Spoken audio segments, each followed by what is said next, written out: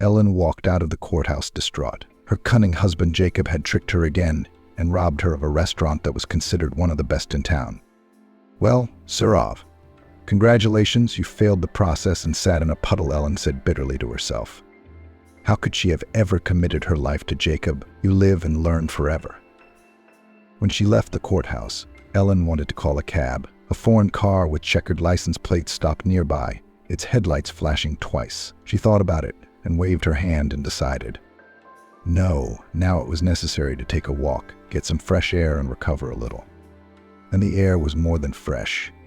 The wind was driving the clouds across the sky, and it smelled like rain, not just rain, but a real downpour. It must have started somewhere, but it hadn't reached their town yet. Lightning pierced the sky, and thunder rumbled like a cannonade. Nature itself seemed to echo what was going on in Helene's soul. A veritable storm of feelings and emotions raged within her. The trial passed for her as in a dream. At some point it seemed to her as if she was watching herself from the outside. A thin, pale woman, reminiscent of a schoolgirl at an important exam. Only her business suit and low-heeled shoes made her look like a businesswoman. However, there was almost nothing left of her business now. She had lost her restaurant. Hearing the joyful laughter behind her and the distinctive pop of champagne opening, Ellen quickened her step. Thank my ex-wife for such a gift. I wish everyone to experience a divorce like mine today. Believe me. This is something, Jacob thundered, pouring champagne all around him like a racer who had won the race of his life. He was answered by the laughter of his henchmen and the scattered applause of those who were trying to curry favor with their new boss. Tears rolled down Ellen's cheeks. She quickened her step and decided to cross to the opposite side of the street. A shroud of tears stood before her eyes. Did she see that the crosswalk was still 30 meters away? Probably not. A bus passed by with a loud signal. The driver leaned out of the window and shouted, "Are you fed up with life? Where are you going?" Ellen shuddered and at the same moment realized that she was in the middle of a busy highway. Cars were rumbling past. She managed to cross to the other side only after the traffic light turned red. Ellen had a few more meters to go down the steep steps that led to the new bank. Lightning flashed overhead, and the thunderclaps grew stronger and stronger. The fresh wind cooled her heated cheeks when she finally descended. She had tried to count the steps leading up to the embankment when she was young, but there were too many to count. They seemed especially hard when she went up. Then these steps looked like Everest. The river was also turbulent. The approaching storm had raised huge waves, which were hitting the bridge supports with force and breaking into small splashes. At times like this, there was usually not a soul on the shore, and it was to Ellen's advantage that she wanted to be alone with herself, even if it was pouring rain and thunder. What did it matter? All the worst that could happen had already happened, so why fear the wrath of nature? The shore was indeed deserted, except for a small figure at the water's edge. "Wow, who is that?" Ellen whispered. "Is it a man of small stature or a child?" When she looked more closely, she gasped. "My God, it's really a child. What is he doing here in this weather?" Deciding to move closer, Ellen quickened her step. The lightning and thunder continued unabated, and the heels of her shoes sank into the loose sand as she made her way toward the boy. He was fiddling with a pile of rags that the waves were crashing over. What is he doing there, she thought. What could be interesting on the shore in this weather? But when she came closer, Ellen almost fainted from shock. Only now she saw what she hadn't noticed before. There was a man lying on the shore and a boy standing over him, seemingly trying to bring him to his senses. What had happened to him? Maybe he'd just had too much to drink. It can happen. "Hey kid, what's wrong? Need some help?" Ellen tried to beat the wind. The boy turned around and nodded. Now there was no time to think. Taking off her shoes, Ellen ran to the boy and the man lying on the shore. God, if only he were alive, ran through her mind. As she approached, she knelt down and checked the pulse on the stranger's wrist. It was almost palpable, Ellen muttered. "I see. We should try to roll him onto his side." She said this more to herself than to the boy, who was staring at her with eyes wide with fright and unable to utter a word. It was probably shock. Ellen realized that at once. She wasn't a medic, but she had taken an emergency course a year and a half ago on her own initiative, and now she knew what to do. Turning the man over on his side, Ellen noticed water coming out of his mouth. Not much, but enough to clear his lungs. Then she rolled him over onto his back again and checked his pulse. No, not again. "You can't die today," Helene tearfully exclaimed and started indirect cardiac massage. The boy stood by her side, occasionally glancing at the lightning bolts zigzagging across the sky, and Ellen did everything she had been taught in the course. A few pushes to the left side of his chest, then a breath of air into his mouth, but there was no result. "Nothing will continue. The main thing is not to give up," she said to herself, and tears flowed down her cheeks. At this moment, she looked like a mad woman or a possessed person who had been through something very difficult. Her hair was disheveled, out of its ponytail. Finally, when Ellen thought it was all over, lightning struck the edge of the shore a few meters away with a deafening crack, blasting her face with heat. Helene cried out in fright. When she opened her eyes, she saw that the man on the sand was breathing, hoarsely and intermittently, but still breathing. "You are a real magician, Aunt. Tell me, did you bring him to life by lightning on purpose?" the boy asked excitedly. Ellen shook her head tiredly. "I'm not sure I did it on purpose, but I was thinking something like that," she muttered. The man coughed and rolled onto his side. Only now did Ellen notice that the stranger had been clutching a small leather briefcase in his left hand the whole time. How could she not have noticed it at once? But she had not had time for that. Now, taking a closer look, Ellen noticed that the stranger looked very much like a vagrant. His clothes were old and tattered. His shoes were also worn, as if he were about to ask for alms. But at the same time, he was clutching in his hand an expensive leather suitcase with a special lock equipped with a digital code. "Wow, how we have vagrants walking around now," Ellen thought ironically. A banker in disguise. At that moment, thunder and lightning again illuminated the face of the boy who was looking at her. "We must go," he said, "or it's going to start raining." Ellen nodded and looked for a place to shelter from the rain. She chose a boat shed about 50 meters away from them. It was the usual place to rent a boat to go boating or fishing, but only in good weather, of course. Now was not the time to go out. "Come on, let's go and hide over there, and then we'll decide what to do." "Help me lift him up," Ellen ordered and pulled the tramp toward her. The man mumbled something inaudible, but tried to get up. At that moment, Helene noticed a large abrasion on the back of his head, from which blood was oozing. Only now it became clear that the stranger was in some kind of trouble. All right, all questions later. The main thing now was to get out of the rain. Fortunately, by the time they reached the shed, the stranger had almost regained consciousness, still clutching the ill-fated suitcase in his hand. He sat down tiredly on one of the boats. "Thank you for saving me. I owe you one," he said hoarsely. Ellen just waved him off. "Do you think I could have walked by? No, it's not me. And that aunt is a real wizard. She can summon lightning," said the boy with a smile. Ellen looked at him in surprise. He looked about 8 or 9 years old, at most. "So you two didn't know each other before?" she asked, noticing that the tramp and the boy were acting rather stiffly and showing little emotion. "No, I've never seen this uncle before in my life," said the boy. "I wanted to launch a boat on the river." "Well, a paper one," the boy began. "But my ship sank at once. Then I saw it lying there, and a suitcase next to it, so I decided to help." "Thank you, brother. I won't forget your help," the man replied with restraint. Ellen smiled. "Well, if that's the case, let's get acquainted. I'm Ellen." "I'm Aiden," the boy said. Vincent the vagrant said, clearly not wanting to say more. "Nice to meet you," Ellen summarized. At that moment, the sky broke into a mad downpour. Ellen looked longingly at her bare feet and remembered that she had left her shoes on the shore. The shoes were branded and cost good money, but that didn't matter now. The downpour was so heavy that it looked like it was about to wash that boathouse right into the river. Each of the three was thinking about something else, looking at the storm. No one was in a hurry to ask questions, and what was there to ask when everything was clear, except that the situation with the tramp remained a mystery. What had happened to him? How did he find himself on the riverbank with a broken head and a strange suitcase? Ellen shook her head, unable to tear her gaze away from the elements that ruled the river as they pleased. It rained for about half an hour, and then gradually subsided. Ellen, realizing that she couldn't walk home like this, decided to call a cab. "Can I drop you somewhere? I'm going home. I've had a crazy day today. My husband sued me for the restaurant and the divorce, and I'm bankrupt without 5 minutes," she said bitterly. "And I've got nowhere to go, Ellen. I ran away from the orphanage. I made a boat and ran away." Aiden was the first to answer. What do you mean, you ran away? What if someone comes looking for you? What if they call the police or something? You can't do that, said Ellen anxiously. So well, let them report it. Maybe at least then I'll get the truth. They want to adopt me, but I don't want to, said Aiden eagerly. Wow, Vincent was surprised. I thought it was the other way around, wasn't it? No, Uncle Vincent, I don't want that kind of family. They want to adopt me for benefits, to get an allowance, and to increase my living space. They don't have enough of me to be a large family, Aiden said bitterly. How do you know that? How do you know that? Ellen asked in surprise. Aiden smiled sadly. I overheard them talking.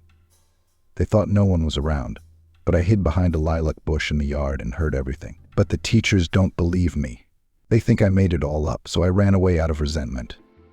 Ellen sighed sympathetically. Well, if this is the case, let's stay with me for a while. The management of the orphanage I will inform. But where will you go? And in your condition, come with us. I have a big house. You'll come to your senses, and then you can tell me what happened. Nothing criminal, I hope. Vincent shrugged embarrassedly. No, it wasn't anything criminal, at least not on my part. I don't seem to have anywhere to go. If you could give me a room for a couple of days, I'd appreciate it. A sweet smile played on Ellen's lips. Well, that settles it. I'll call a cab. You two go up the stairs and wait for me there. I'm barefoot. Aiden and Vincent exchanged meaningful glances and then hurried to fulfill Helen's request, who pulled a smartphone out of her pocket and dialed the number of a familiar cab service. The return trip was not easy, especially for Helene, who had to climb the steep steps without shoes. Fortunately, the steps were clean. The recent rain had washed away all the debris, as if they had been cleaned by the most diligent cleaning lady. When he saw the passenger in a business suit and no shoes, the cabbie raised an eyebrow in surprise as he looked at her companions, a boy dressed in clothes 2 sizes larger and a hobo with a leather briefcase in his hand. It was a strange sight indeed. But as soon as Ellen paid the fare, tipping twice as much as she needed, the chauffeur picked himself up and started the engine with a smile. When you are so thanked for a favor, it does not matter who you are driving, a businesswoman, a vagrant, or a homeless person. Ellen didn't say a word the whole way. She was tired from the day's events. Looking out the window, she pecked her nose now and then, balancing on the edge of reality and dreams. It was a long way out of town. That was where Ellen lived now, after the death of her father, who had left her the house as an inheritance. Luckily, Jacob hadn't been able to reach the house with his social hands, which were used to pulling everything that wasn't good for him. Ah, if only we could get the restaurant back. But no. Jacob did everything he could to take it away from his ex-wife. First, he got Penelope, the restaurant manager who had recently become his mistress. Then he interviewed the employees to get the testimony he needed. Max purposely recorded the conversations on camera so that he could later present these recordings in court as evidence. He did it not accidentally, knowing perfectly well that the restaurant, which he and Helen opened, already being married, will certainly fall under the division of property. The cunning swindler immediately realized that in the divorce institution will become part of their common property. Therefore, it was vital for him to prove that he was behind the opening of the restaurant. He tried to convince everyone that he was the mastermind and organizer of the business, and therefore in the division of property he had to get everything without a trace. I mean, how could he not? Business is a serious business, and those who are engaged in it must be prepared for the fact that one day there will be someone more cunning or devious. Ellen experienced this firsthand.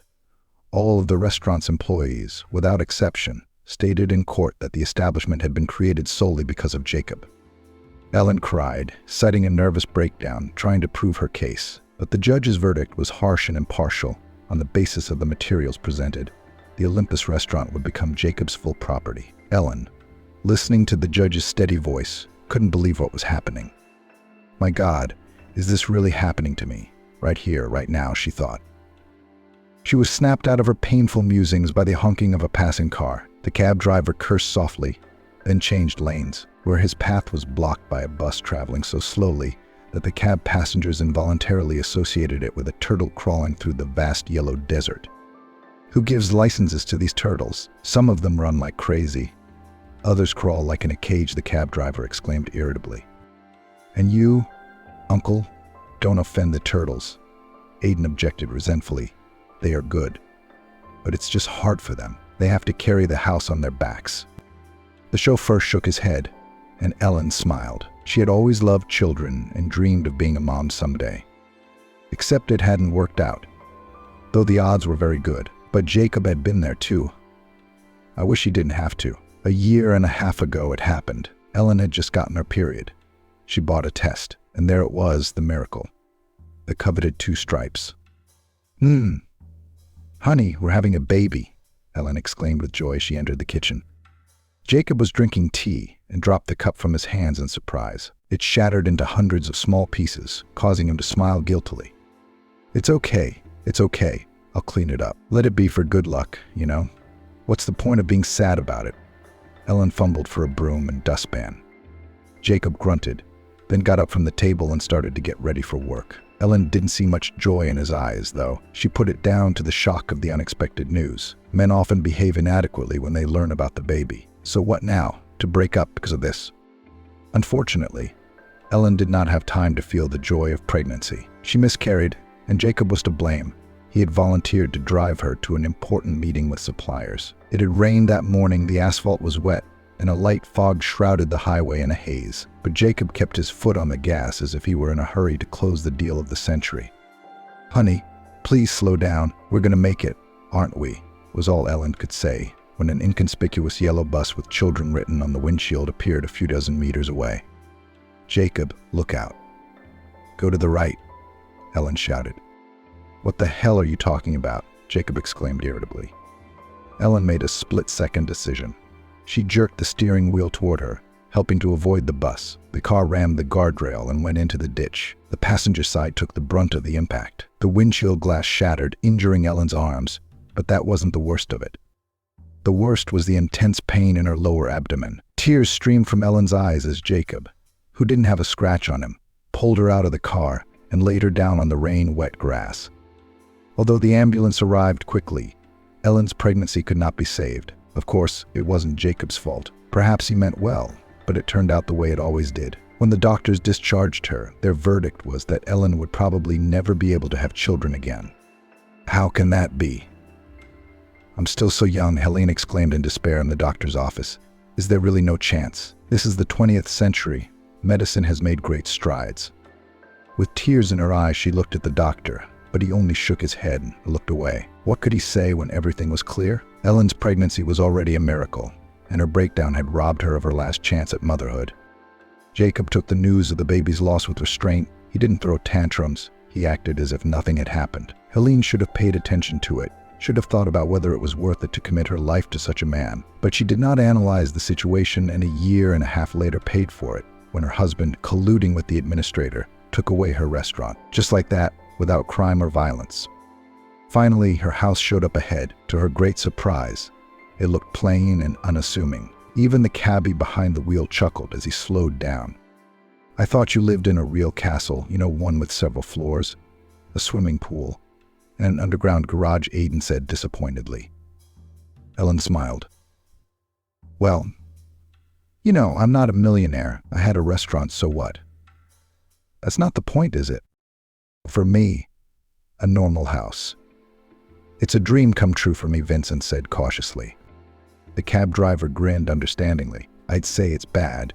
He's probably sleeping on a heating duct himself. He'd be lucky to have a house like this, thought the driver, but said nothing aloud. It was getting dusk, and he didn't want to get into an argument with the passengers. Moreover, he had to return the car to the parking lot of the taxi park, and before that he had to go to the service station for an oil change. It's a cab driver's job, I'll tell you that. It's like a trucker, only in the city. When she got out of the car, Ellen went to the door and put the key in the keyhole. Aiden followed obediently, and Vincent kept to the side, obviously embarrassed by his position. He realized that a street hobo, even with an expensive suitcase, was still homeless. Entering the house, Ellen felt an incomparable relief. It's true what they say, my home is my fortress. What else could it be? Take off your shoes and come into the kitchen. The fridge is all yours. You can put the kettle on the stove. You'll figure it out. I'm going to take a bath. I feel like a wet hen, Helen said, pointing to the door. Vincent looked at Aiden timidly, as if the boy understood more about this than he did. Of course he didn't. Neither Aiden nor Vincent had ever lived in a house with such renovations. It looked unassuming, but inside it was peaceful and cozy. Still clutching the suitcase, Vincent obediently followed Aiden as he explored the kitchen. He was hungry from the time he'd spent outside, so he went straight to the refrigerator. Vincent put the kettle on the stove and couldn't resist the urge to look inside the suitcase he'd been carrying for so long. He was curious about what was inside. Meanwhile, pulling a piece of cheese and a cut of meat out of the refrigerator, Aiden began to make sandwiches. He didn't know exactly how to make sandwiches, but he'd learned from the movies they'd seen on weekends at the orphanage. Vincent took a larger knife from his desk drawer and tried to open the suitcase, bypassing the lock with the digital code. At that very moment, on the opposite side of town, a very different story was unfolding. Sitting in the restaurant manager's office, Jacob felt victorious. He'd done a good job, he thought. He'd bribed everyone, planned everything. Penelope was sitting in the chair across from him, smiling at her lover. "We did it well," she said. Ellen, of course, turned out to be a foolish fool. "Couldn't she hire a good lawyer?" Penelope said mockingly. What was she hoping for? "Thought that we do not dare to touch the restaurant. Keep your pocket wide, we will." Jacob smiled. "And I expected more from her." She blew the restaurant out of the water. "What are we going to do next?" Penelope asked cautiously. She had all her contacts, suppliers, business. "Nothing. A new one will start." "We'll figure it out," Jacob said indignantly. "Can't we do it without her?" Penelope nodded, but she was thinking about something else. Little did she know that she wasn't as simple as she wanted to be. Jacob saw her as just a mistress, catching his every word. That was partly true. But Tanya wore many more masks than he'd realized, and the kind of masks that would shock anyone. She wasn't going to take them off just yet, though. She would. In the meantime, she'd better play the fool in love, content to take whatever Jacob threw her way. But her patience was wearing thin. What would happen next, even she didn't know. After she got out of the shower, Ellen went to her room to change into her everyday clothes. Seeing her like this, Aiden gasped in amazement. "Wow, you look different now. Aunt Ellen, you don't look like yourself." "Oh, come on," she smiled embarrassedly. "And they say that it's not the clothes that make a person beautiful." "I mean that in a good way," Aiden hastened to explain. "You're just like Aunt Ellen. Well, like my mom." "I've never seen her," he added, remembering that he'd grown up in an orphanage. Ellen felt a prick of conscience. She had to call the director of the orphanage and explain what had happened. "Okay, I'll do it tomorrow. We're to call at night," she reassured herself, turning her attention back to Vincent, who was still struggling with the lock on his suitcase. "Look, why don't you tell me what happened? Just between you and me, of course. Why did they try to drown you?" "Don't tell me you decided to go for a swim in the river in a thunderstorm," Ellen asked with a smile. "What happened?" Ellen asked bluntly. Vincent looked at her with a pained look, then put the suitcase aside. At that moment, Helene placed a cup of tea in front of him. Not Ravenclaw, of course, but regular bagged tea, but still tasty and sweet. Then she sat Aiden, who was trying unsuccessfully to make himself a sandwich, down at the table and got down to business herself. The first thing she did was put out her own baked goods, a dozen pies with dies with different fillings and a couple of sweet rolls. "I'm sorry, it's all from yesterday," Ellen said apologetically. But her apology was unnecessary. Vincent and Aiden, hungry from the day's work, were ravenous for the treats. Looking at the two hungry men, big and small, Ellen felt an unparalleled sense of satisfaction. Jacob almost never ate at home, preferring chef's meals despite Ellen's best efforts. Even though everyone knew how good a cook she was, perhaps it was a way of emphasizing his attitude toward his wife, whom he had actually despised at the time of the divorce and tried to humiliate at every opportunity. Vincent set the cup aside and said, "I'm sorry, Helene. I should have told you right away. I found this suitcase by accident. You see, it was in one of the boats on the beach. I looked inside, stood for a while, looked around, and then decided to take it for myself." Ellen shook her head doubtfully. "That's it? How did you end up in the river? What happened next? Can you explain?" Vincent's face showed that he was struggling to go on. "Then the strangest thing happened," he continued. "Someone attacked me from behind, hitting me on the head. I woke up on the shore, though with the same suitcase and wet from head to toe. But when you saved me, that was it. I thought you were going to tell me a story that I didn't understand, but you just made it even more confusing," Ellen said disappointedly. Vincent shrugged. "What could I do? If it had been anyone else, it would have been the same.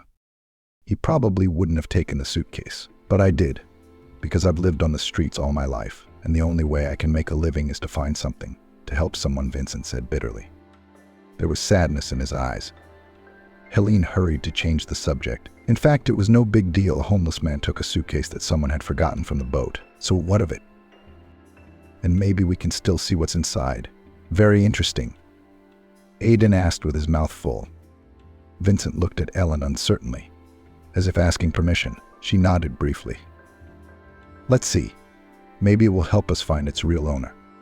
As it turned out, opening the suitcase wasn't that easy. Vincent tried to pick the lock with a knife, but was unsuccessful. Then he had to use brute force. Ellen brought a hammer and a small bowl. Seeing her surprised look, she explained. The workmen left it when they were renovating the house. They must have forgotten about it, but I didn't throw it away. Still, such things are sometimes needed. It might come in handy someday. Vincent smiled. Yes, it would. Taking the tool in his hand, he stepped aside so as not to accidentally hit Ellen or Aidan. I'm going to open this lock quickly. Let's see what's inside, he whispered. Aidan, intrigued by the sight, even stopped chewing and stared at the suitcase. Vincent gathered his strength, exhaled tensely, and in one strong movement picked the lock. In the same second, the ingenious locking device flew aside, and the lid of the suitcase opened smoothly. The amazement of Helen and Vincent was great. Instead of money or jewelry, there were folders of papers and what looked like a diary or notebook inside. I thought it would be emeralds or gold. You know, like in the treasure movies, Aidan said grudgingly. Vincent smiled. So, well, I don't know, buddy. I didn't think there'd be riches here, but I didn't expect a pound of junk mail either. I mean, was it worth carrying it around for that? I wonder why the documents inside didn't get wet, Ellen asked thoughtfully. Vincent scratched his head thoughtfully, then said, I guess this suitcase just didn't get wet, or something like that. But it's obviously very expensive. I don't know why its owner kept some papers in it. Maybe there is some value in them. Ellen wondered. To tell the truth, she didn't feel like digging through other people's documents. She'd never been particularly curious and didn't meddle in other people's affairs. But on the other hand, if she didn't study the papers, she'd never know who they belonged to, or who they should be returned to. All right, I'll go through them, she said. In the meantime, you can take turns in the bath. You'll figure it out. With that, Ellen picked up one of the folders. Vincent nodded and went first to the bathroom. In truth, he was ashamed of his appearance and wanted to change into the clothes Helene had suggested. As it happened, he and Jacob were about the same build, so after the bath, Vincent could change into the clothes left by his ex-husband. He didn't realize that Ellen had meant to throw Jacob's clothes away more than once, but had kept them, either as a precaution or as a reminder of how mean and duplicitous people like her ex-husband could be. Meanwhile, Ellen opened one of the folders and was surprised to find not only papers but several photographs inside. The pictures were taken, apparently, by a professional photographer using special equipment. Photos of such quality are usually taken either by private detectives or by those who are trying to get dirt on someone. Wow, there's so much here. It's mind-boggling, Ellen whispered, immersing herself in the reading. At first, the names and actors in the documents seemed unfamiliar to her. Perhaps the papers had nothing to do with their town at all. But later, when Ellen examined the accounting records more closely, she guessed that the true owner of these documents lived in Nola. And she also realized that all those papers and photos had been collected for one purpose only, to compromise someone and make them pay for their silence. Absorbed in the paperwork, Ellen didn't even notice when Vincent came out of the bathroom wearing Jacob's clothes. He stared at her for a moment, as if embarrassed. Yeah, it's only temporary. I'll wash mine later, and I'll get it back, he smiled. But Ellen just waved her hand. No, you don't need to return anything. You can have it. I don't want anything to remind me of my ex. Vincent nodded curtly, genuinely pleased that he'd been able to get some suitable clothes. His life hadn't always been easy, and any opportunity to make it a little easier was something he was grateful for. Everything Vincent had said earlier about the suitcase was true. He did go to the riverbank often, and he did so with one purpose in mind, to use the old boats to fish or to set homemade crayfish traps. The old man who owned the boats always treated Vincent with understanding and never forbade him to take old boats that had been decommissioned. It was in one of these boats that Vincent found the ill-fated black leather suitcase. How had it gotten there? Vincent didn't know, but he was sure it had been left there for a reason. As soon as he picked it up, he was hit in the back of the head with something heavy. Vincent woke up on the beach. After studying about half of the papers in the suitcase, Ellen realized that she had a real information bomb in her hands. It would be enough to put half the businessmen in their city behind bars. However, Ellen, of course, was not going to do that, nor was she going to benefit from the possession of these documents. Now she was interested in something else entirely. The documents repeatedly mentioned the family of a certain Penelope Salievna Krasnova, whose passport details seemed vaguely familiar to Ellen. "Yes, this is the same Penelope who worked for me as an administrator," whispered Ellen, propping her chin with the palm of her hand. Judging by the photos taken by the mysterious stranger, Penelope often met with some dubious personalities. The pictures showed her in restaurants and cafes in the company of these people. "Jacob probably doesn't know who he's messing with," Ellen whispered. "He'll have a chance to find out." But when Ellen finished reading Penelope's file, she felt uneasy. Her surprise was explained by the fact that, according to the notes made by the mysterious detective, Penelope was the daughter of a criminal mastermind who could not talk about it openly and had to hide their relationship. For this very reason, Penelope Krasnova repeatedly, on the orders of her father, infiltrated into various organizations with the purpose of their subsequent ruin and purchase for next to nothing. So that's how it came to be. She came to me by accident. I thought Jacob seduced her and got her on my side. It turns out she's the one who got him hooked. And now she wants to take over my former restaurant, Ellen whispered sadly. At that moment, she didn't realize that for the first time ever, she had come close to solving Penelope Krasnova's mystery. Jacob was enjoying Penelope's company, thinking she was just another naive, gullible girl who had chosen to be his mistress. In fact, he had no idea how wrong he was about the identity of his lover. For Helen, after studying all the documents, Penelope appeared as a black widow or a female praying mantis who gets rid of her partner after achieving her goal. Maybe we should warn Jacob, even though he's a stranger now, and considering what he did to me, I'll let him handle it, Ellen thought as she picked up the phone. Vincent reappeared in the kitchen at that moment.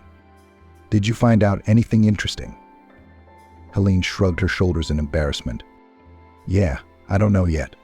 I'm still figuring it out. But one thing is certain, these papers contain powerful dirt on powerful people. And the best part is that they have to do with my ex-husband and his mistress, who isn't really who she says she is."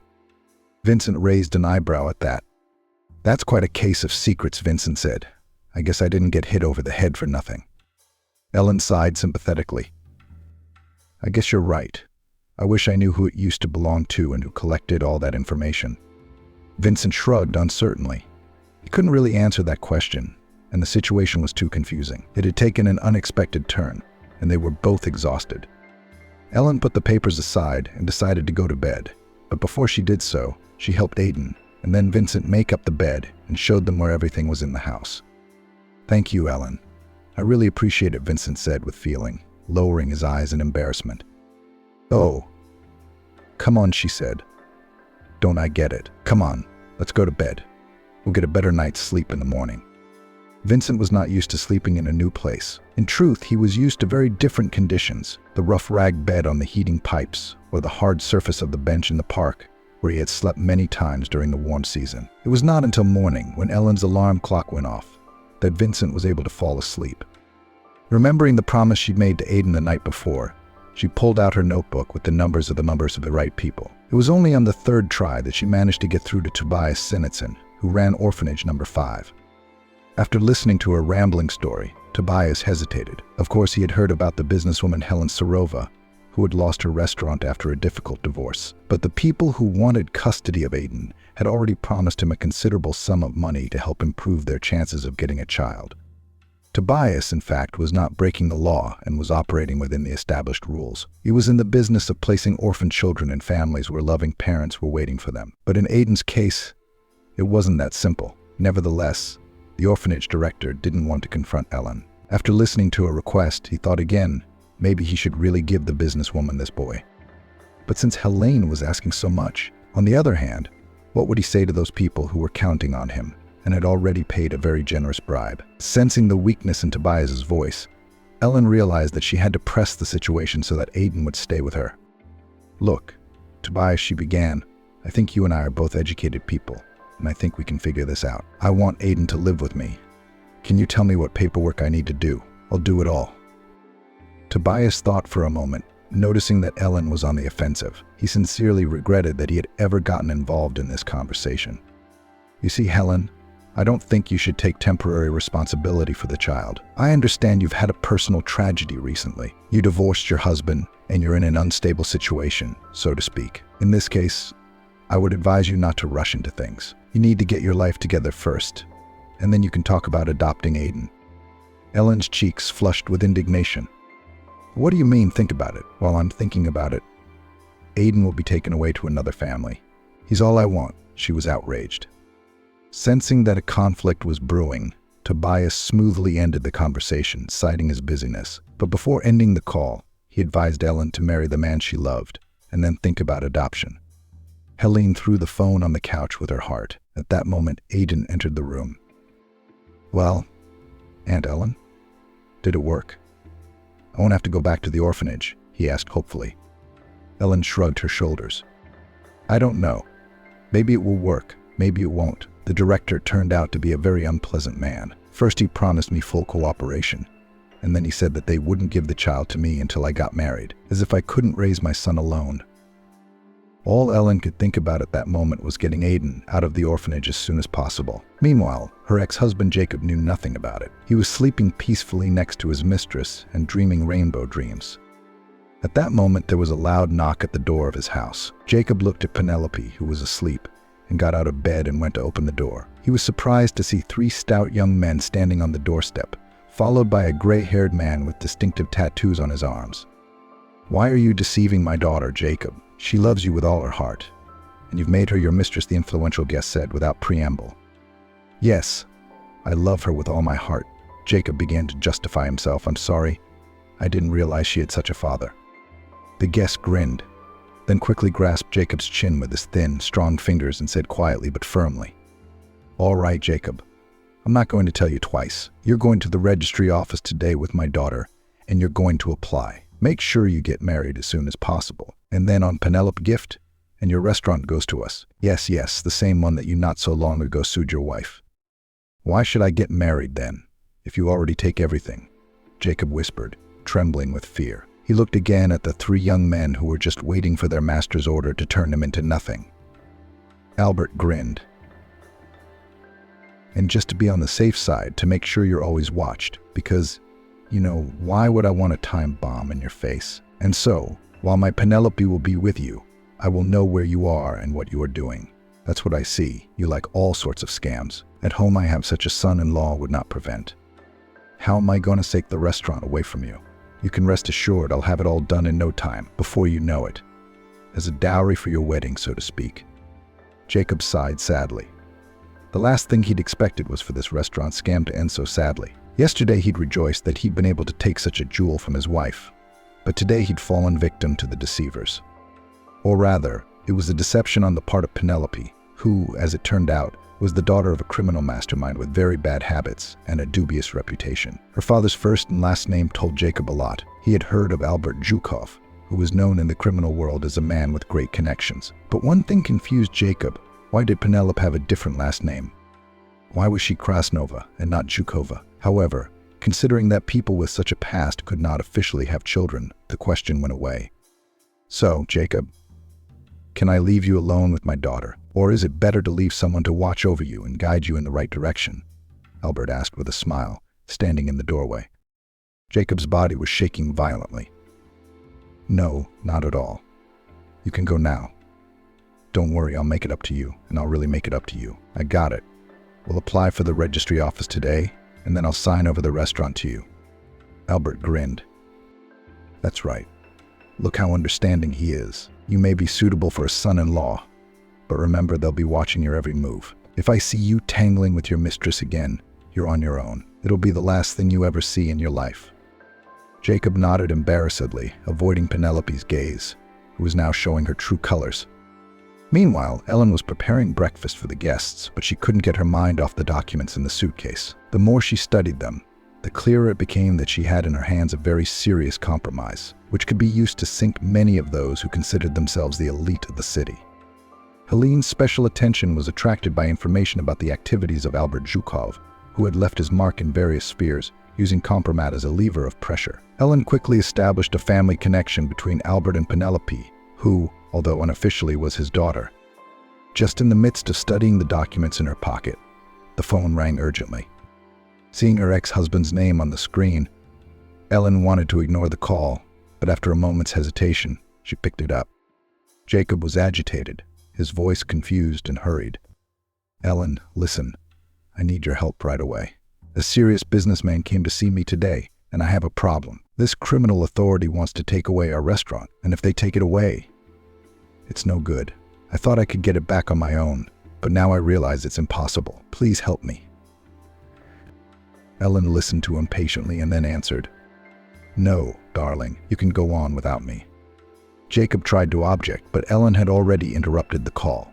She had decided to follow up on the papers that had somehow gotten into Vincent's hands with the suitcase, and she was going to go to the police. She told Aiden and Vincent about Jacob's call. "I wondered where you were going in that business suit." Aunt Ellen, Aiden smiled. "I've got a little man to take care of. You stay in the house and don't go out. Okay? I'll be there and back in no time," she asked. The police were skeptical of her story at first, but when they saw the suitcase full of compromising materials, their enthusiasm increased. "It's a real sensation. I will immediately begin an investigation, find every scoundrel, every bandit mentioned in these papers," said the head of the investigation department with heat. Helene grinned and replied, "I believe it. Except that I got this suitcase from a man who lives on the street. He said he almost died because of this thing, so please make sure that no one involved gets away with it." The boss walked over to Ellen and shook her hand lightly. "Thank you. I promise that all those responsible will be fairly punished. And a special thanks for helping us with these documents. It's a real treasure." Ellen nodded in response to the handshake and left the police station with her head held high. In her heart, she had made up her mind that in order to adopt Aiden, she would have to enter into a sham marriage, at least for a month or two. Then everything would work itself out. When she returned home, she told Vincent of her plans. At first, Vincent refused, embarrassed by the role of fictitious husband. But when he looked into Aiden's weeping eyes, he realized he couldn't refuse the boy under any circumstances. Weeks flew by, and then another. During that time, Helen and Vincent managed not only to accomplish everything they had planned, but also to get Aiden out of the orphanage. Despite the director's skepticism, the young people managed to defend the boy.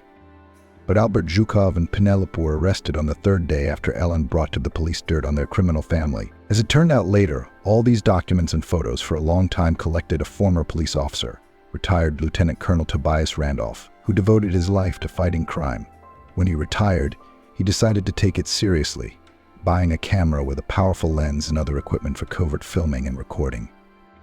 On that fateful day, Tobias was carrying a suitcase with documents to the police to hand it over to his former colleagues. But when he noticed that the criminals were following him, he diverted the suitcase and hid it in an old boat on the shore. His calculation was simple.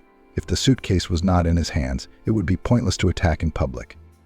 Unfortunately, without wanting to, Tobias set up Vincent, who found the suitcase and was attacked by people interested in stealing it. The criminals made one mistake. They didn't realize that even if he lost consciousness, Vincent, who was strong in spirit, wouldn't let go of the suitcase and fell into the river. Terrified of the consequences, the raiders hastily fled into a nearby thicket, leaving Vincent to his fate.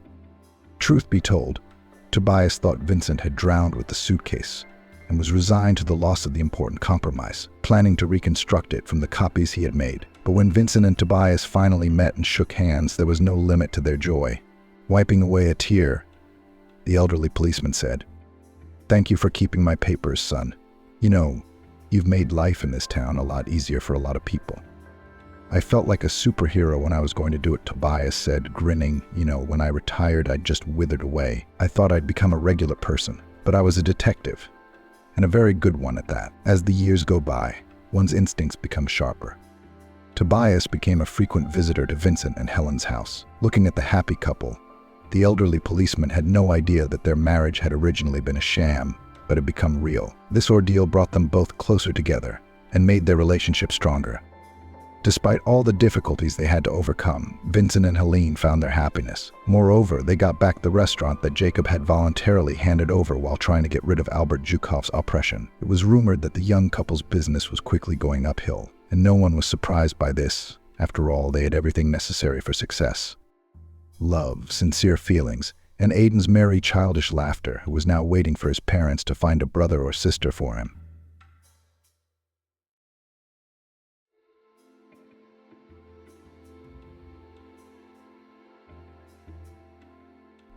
"That's it. I've had enough of this. I'm filing for divorce," said the wife to her husband.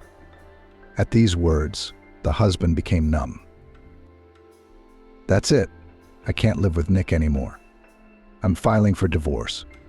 Anastasia sat in her sister Nayli's kitchen and complained about her husband. "I can't take it anymore. I've lived with him for 28 years, and now everything about Nick annoys me. The way he eats, the way he sleeps, the way he walks around the apartment in his slippers. I can't stand him anymore. I want to live for myself for the rest of my years." "Anastasia, what will you do with the apartment?" Nayli asked anxiously. "I don't think it's possible to exchange it without paying extra. You can't throw Nick out on the street. He has a share in the apartment too. You'll live like neighbors in a communal apartment? How are we living now?" Anastasia was indignant. "After my daughter got married and moved in with her husband, Nick lives in one room and I live in the other. Only I still wash his clothes, cook his meals, clean on weekends, and he comes home from work and falls on the couch. Never once cleared a plate off the table. Do you know how much money he makes?" Anastasia grinned. "I'm ashamed to say.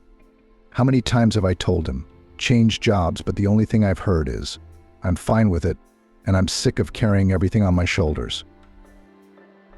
"Oh, I don't know what to tell you." Nayli shook her head. "It's hard to live alone, too. I know how it is. When my Matthew was alive, I didn't like a lot of things about him either, and when he was gone, it was as if the light had faded." "I won't be alone," Anastasia said nonchalantly. "And if I don't meet another man, it's okay. Without a man, too, you can do just fine. Remember how in the movie Girls the main character said, 'I decided not to marry at all. One is calmer, I want lackeys. I want gingerbread.' But you loved Nick once, didn't you?" Nayli shook her head. "Even scandalized her mother and threatened to leave home if she did not allow you to marry a colleague Titov. You didn't listen to anyone and did it your own way.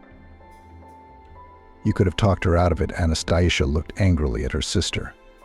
"Maybe my life would have turned out differently." "You're telling me." Nayli shook her head again. "If you've got it in your head, no one can change your mind.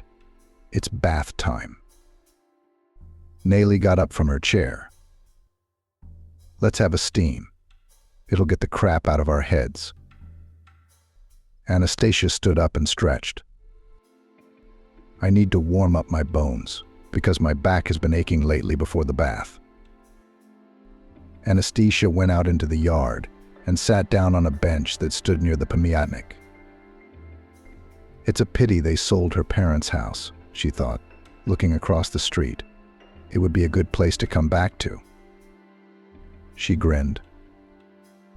I can't live in the country again. I was used to city life, and I needed the money. I'd just gotten a 2-room apartment. I had to furnish it. The money from the sale of my parents' house came in handy, and we spent it on a car. I wanted to please the man I loved, Anastasia grumbled, deciding to get some fresh air. Nayli came out of the anteroom. Breathe, breathe. You don't have this in the city.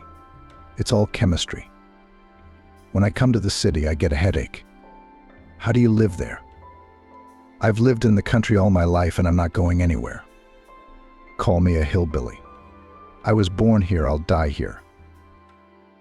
Yeah, life has flown by and I haven't even lived it yet, Anastasia sighed, squinting against the bright sun. I just got married and had a daughter, and I might be a grandmother soon. Anastasia had known Nick since she was a little girl. He was best friends with her older brother Andrew.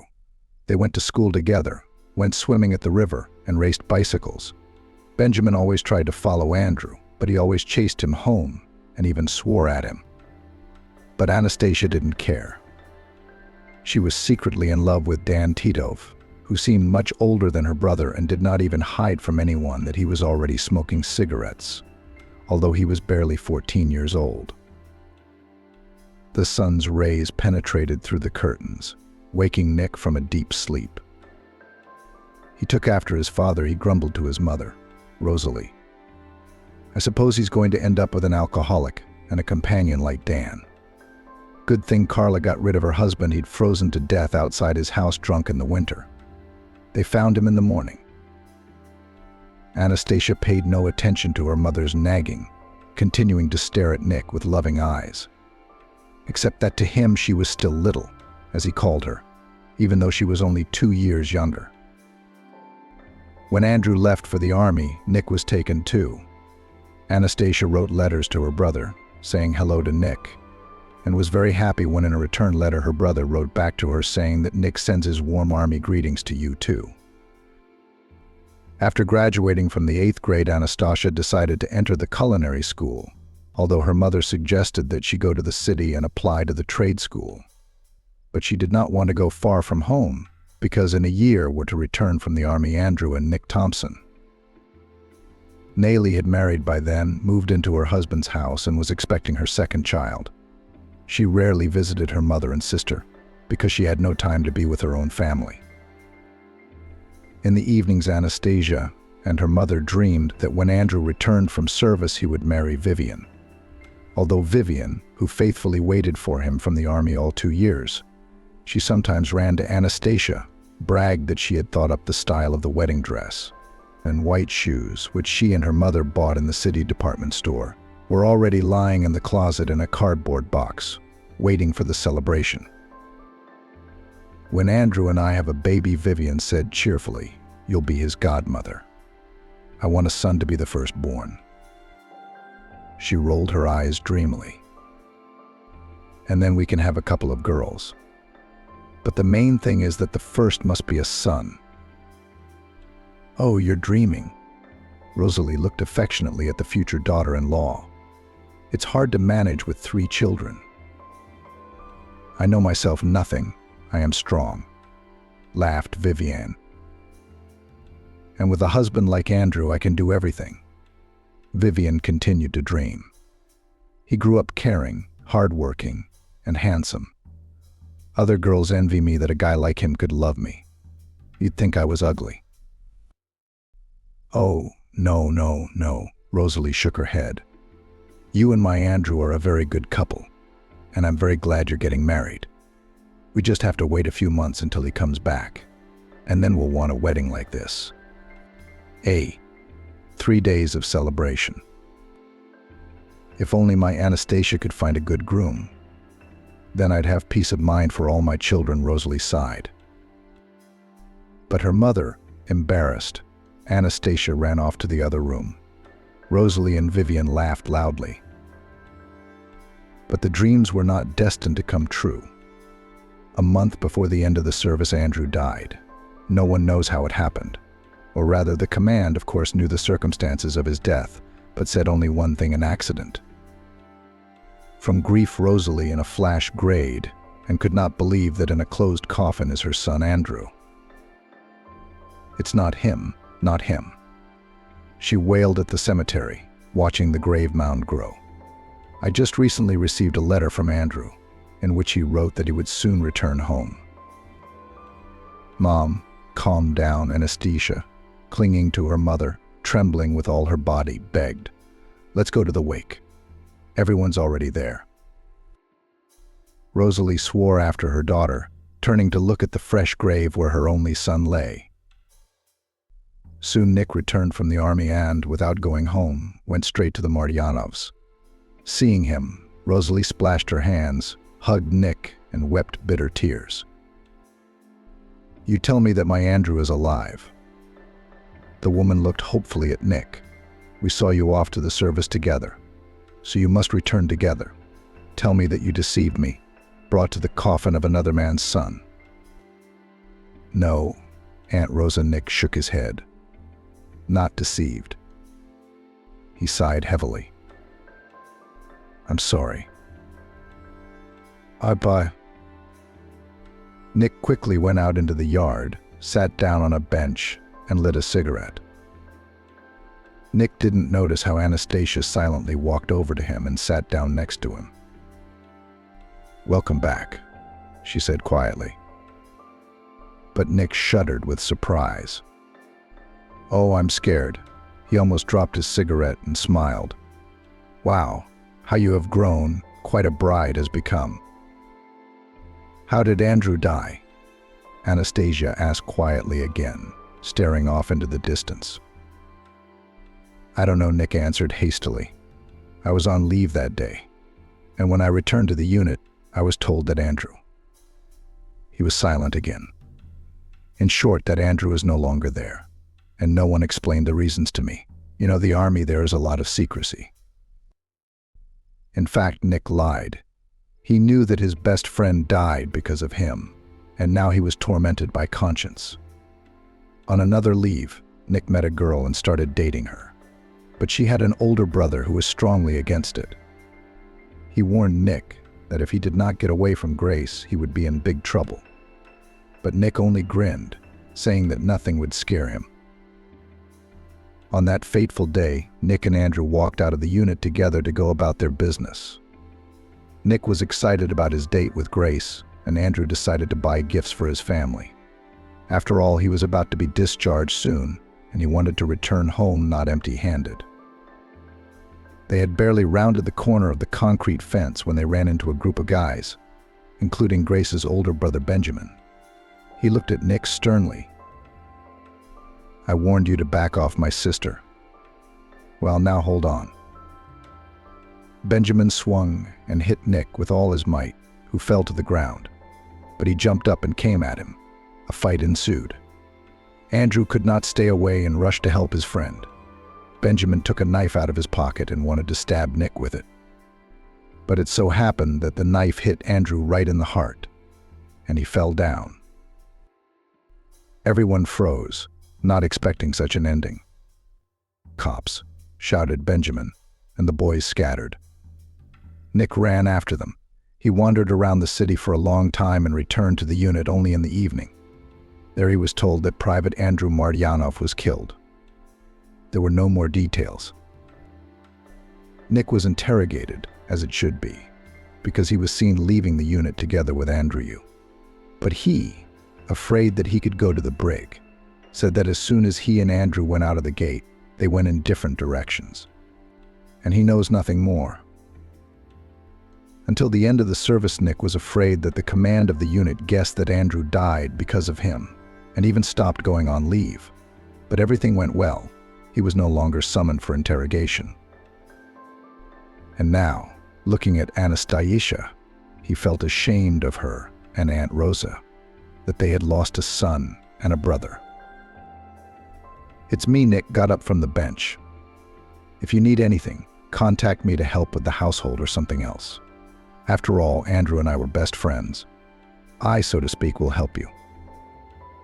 "Thank you," Anastasia looked at him gratefully.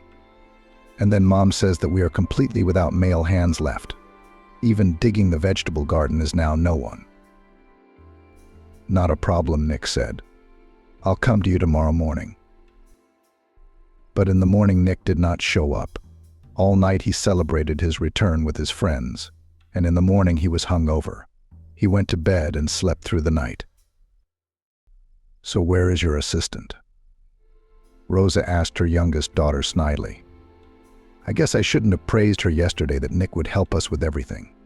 I'll have to go back to Jake's house again. He'll do anything for a bottle. Last time he dug our garden so hard, nothing grew. But there's no way out. I don't have any strength left. And look at you.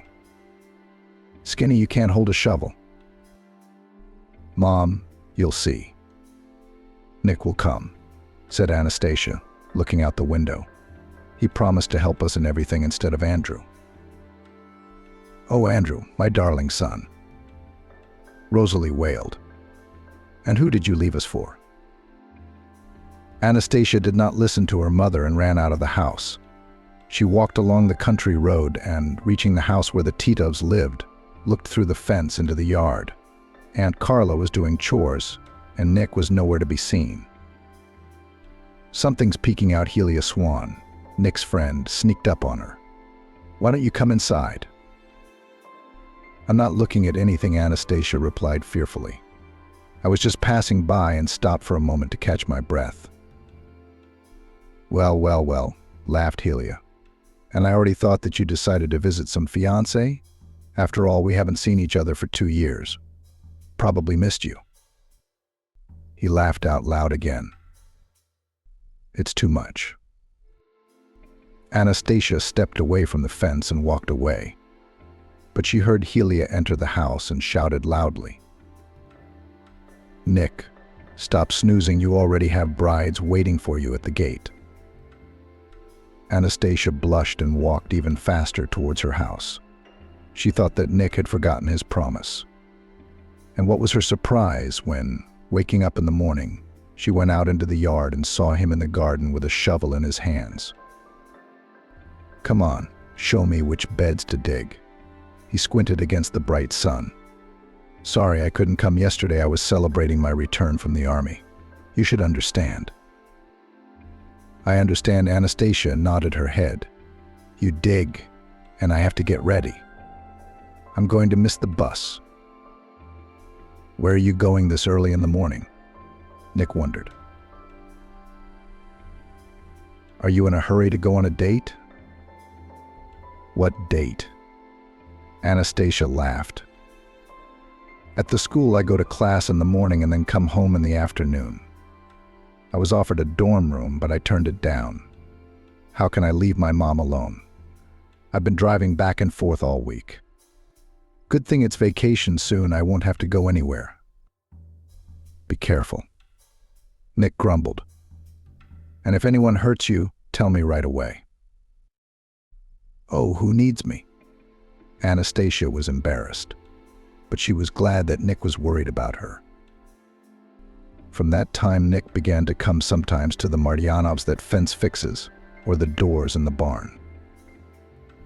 Mom, look, what a hard worker, Nick, said Anastasia with delight. He's helping us like he promised. Yes, Rosalie said.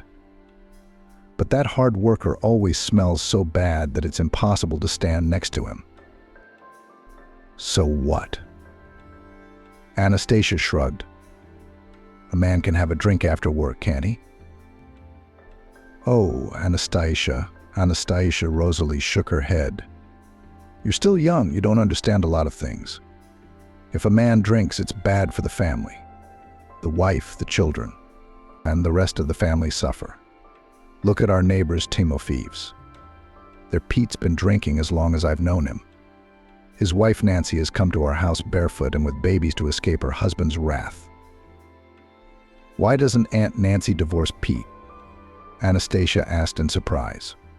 Why should she put up with such an attitude? Where would she go? Rosalie sighed. She's got 2 kids on her hands, and now she's pregnant with her 3rd. She has no help from anyone. Her parents are dead. She will endure her husband's antics for the rest of her life. And she loves that alcoholic. She admitted it herself. No, I couldn't do that. Anastasia shook her head. I would have filed for divorce right away.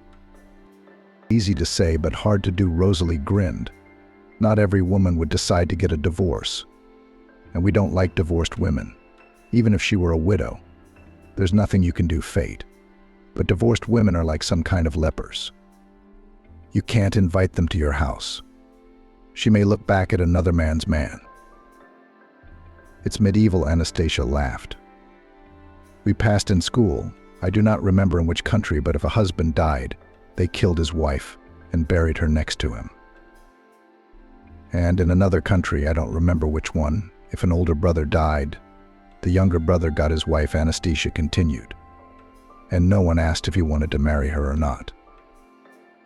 Holy, holy. Rosalie crossed herself on the icon. Such wild customs. Thank God we do not have such a thing. In the fall, Nick decided to go to the city. He got a job and now he rarely came to the village, and Anastasia became sad. Every weekend at a certain time she passed by the stop where the bus stopped, hoping to see Nick. But alas, her expectations were in vain. A year later she graduated from college and got a job in a canteen. One day she was returning from work and saw Nick walking towards her. Oh, Anastasia. Nick. He looked at her. You look different. You look so much prettier. I didn't even recognize you at first. How are you? I'm not married yet, Anastasia said, embarrassed. What about you? You haven't gotten married? I'm going to. Nick grinned. I've come to choose a bride. Pick a bride? Anastasia asked. Didn't you find one in town? No, not in the city, Nick grinned. There are too many demands. They give flowers, candy, gifts, and in general, they're kind of spoiled. You have to take care of them, bring coffee in bed. Ugh. He spat on the ground. A wife should take care of a man, feed him, do his laundry, understand? Not the other way around. That's how it is in our village. The man is the master of the house, and the wife must obey him in everything. That's why I decided to choose a bride from the locals. Why do you want to get married? Anastasia was surprised, and even so urgently. Nick lit a cigarette. I now work at the factory. I live in a dormitory. And they say that families can get an apartment. So I decided to get married, to get a separate place. And then I can get a divorce.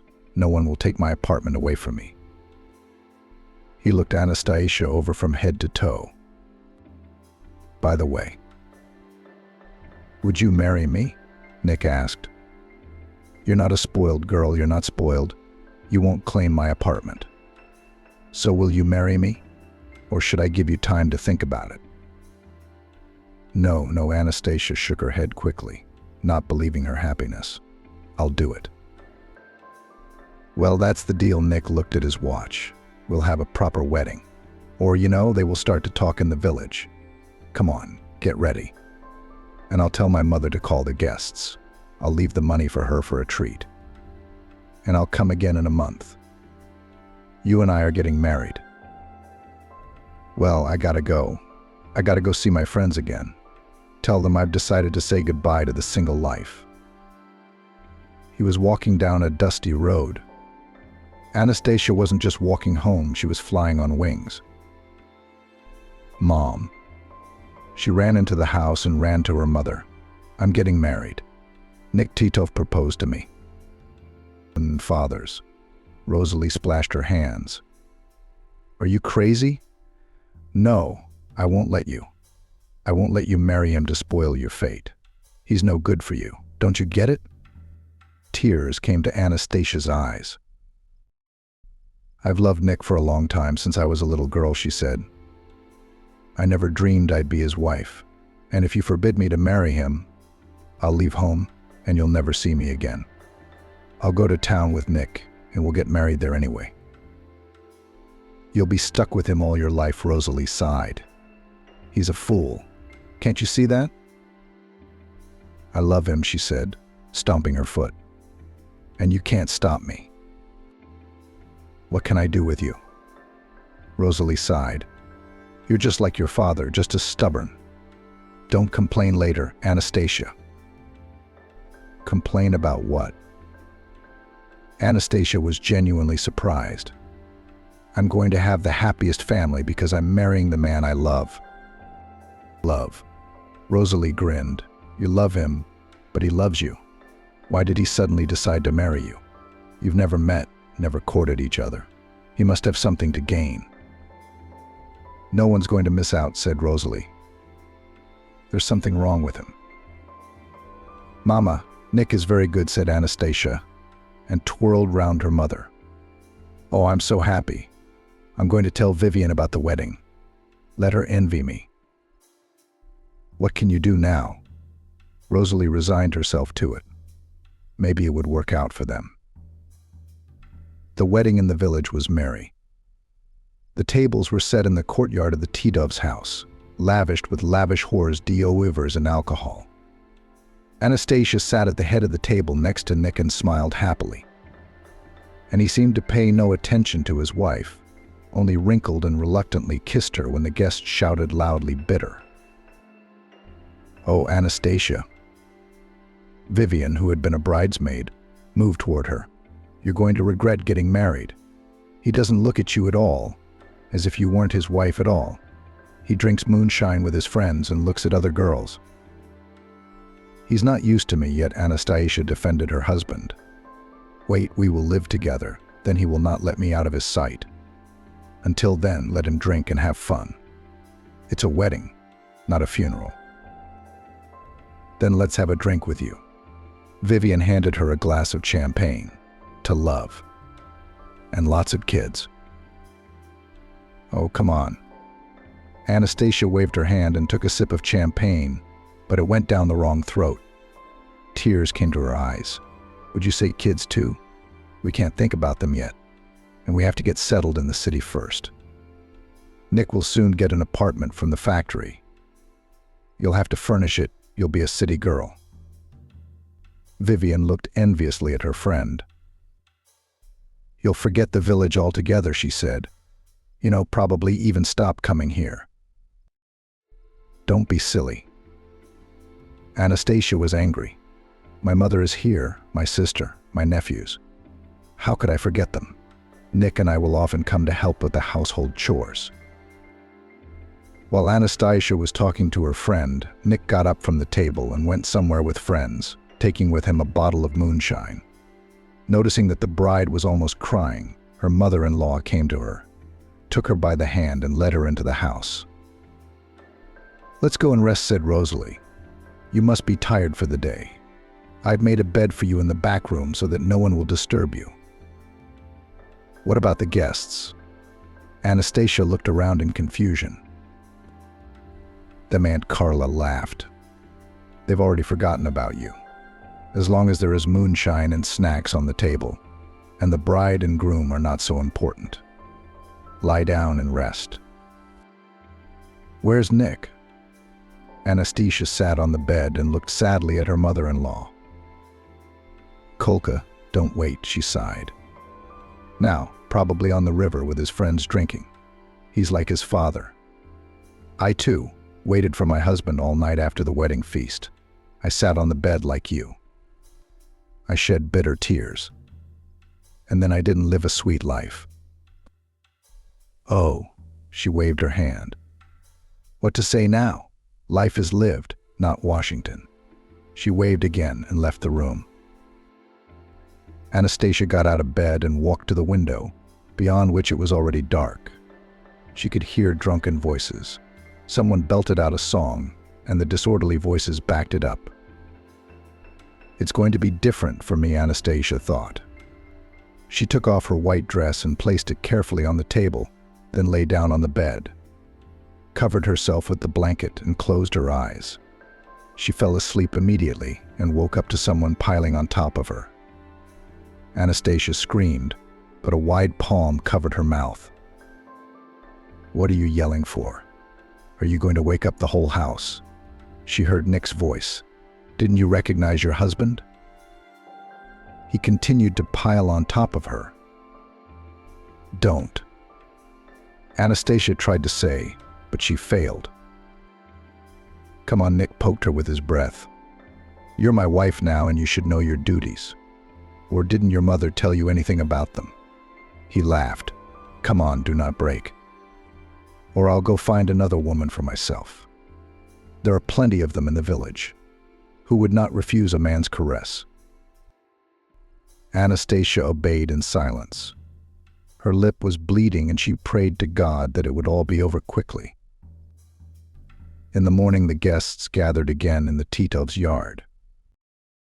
Anastasia no longer sat at the table, but as hostess, she brought the treats, washed the dishes and watched Nick, who again had fun with his friends, forgetting that he had a young wife.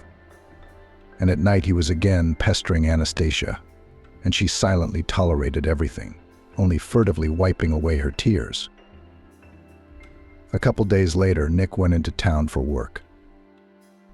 I gotta go, he mumbled as he put on his shirt. What about me?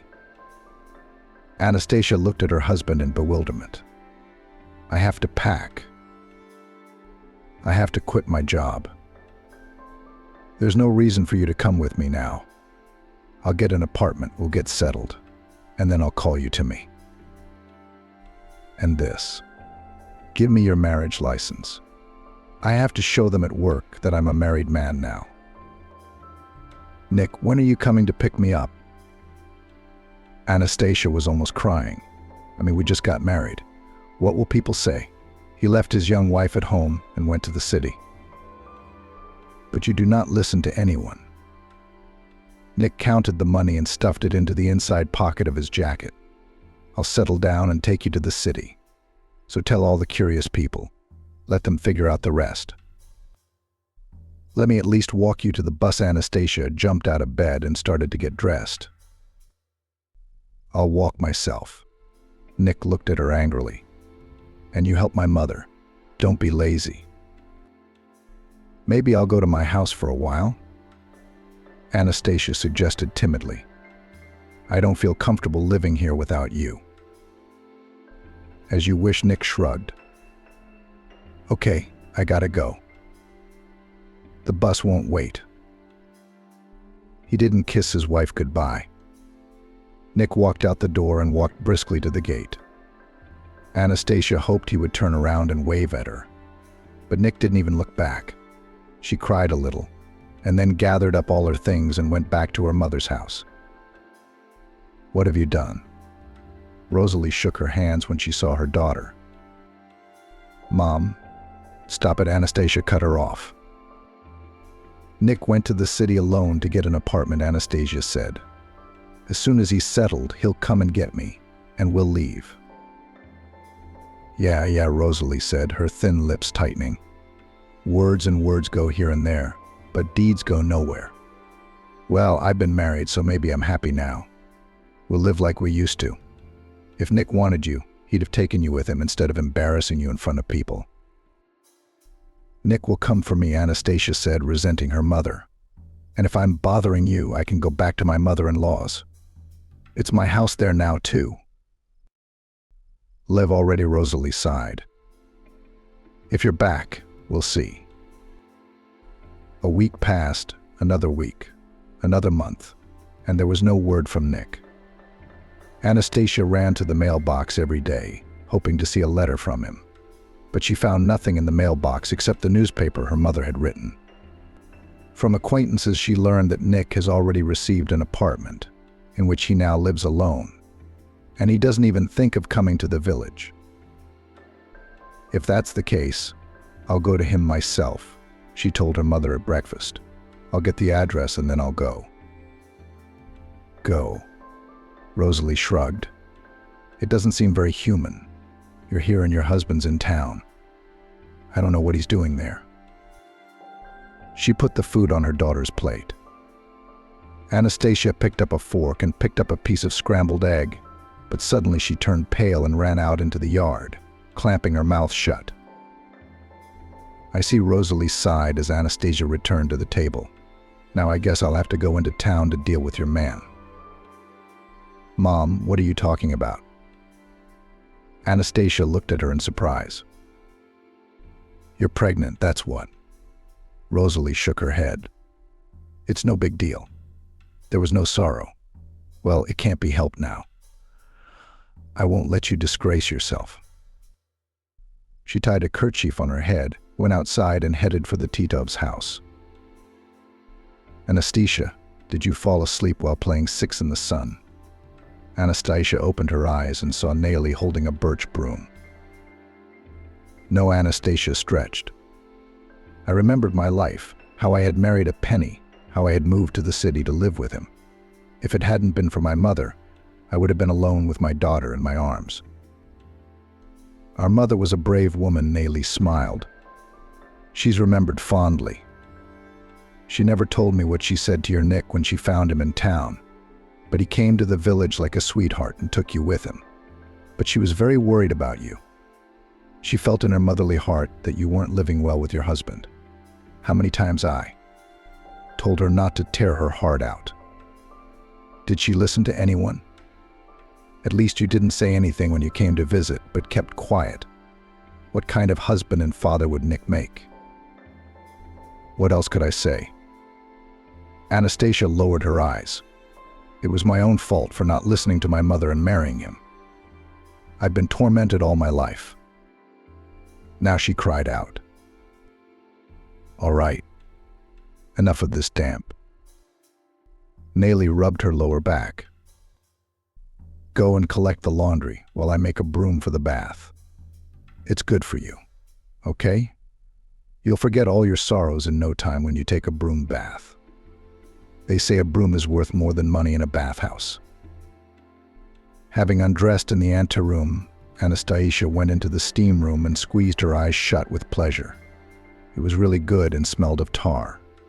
She poured hot water into a basin and diluted it with cold water, pouring it generously from the ladle. Then she put the boiling water on the stone and, steaming with the broom, began to whip herself on her back and sides, saying, as her mother Rosalie had once said, gula on the back, that they may run away, gula on the legs, so that they run along the paths, gula on the shoulders so you can sleep at night. Anastasia doused herself with cool water and went into the anteroom to catch her breath. Then she went back into the steam room to wash herself properly. When she returned home after the bath, she laid down on the bed with her arms spread out. "Oh, it feels so good," she said with ease, as if she had been born again.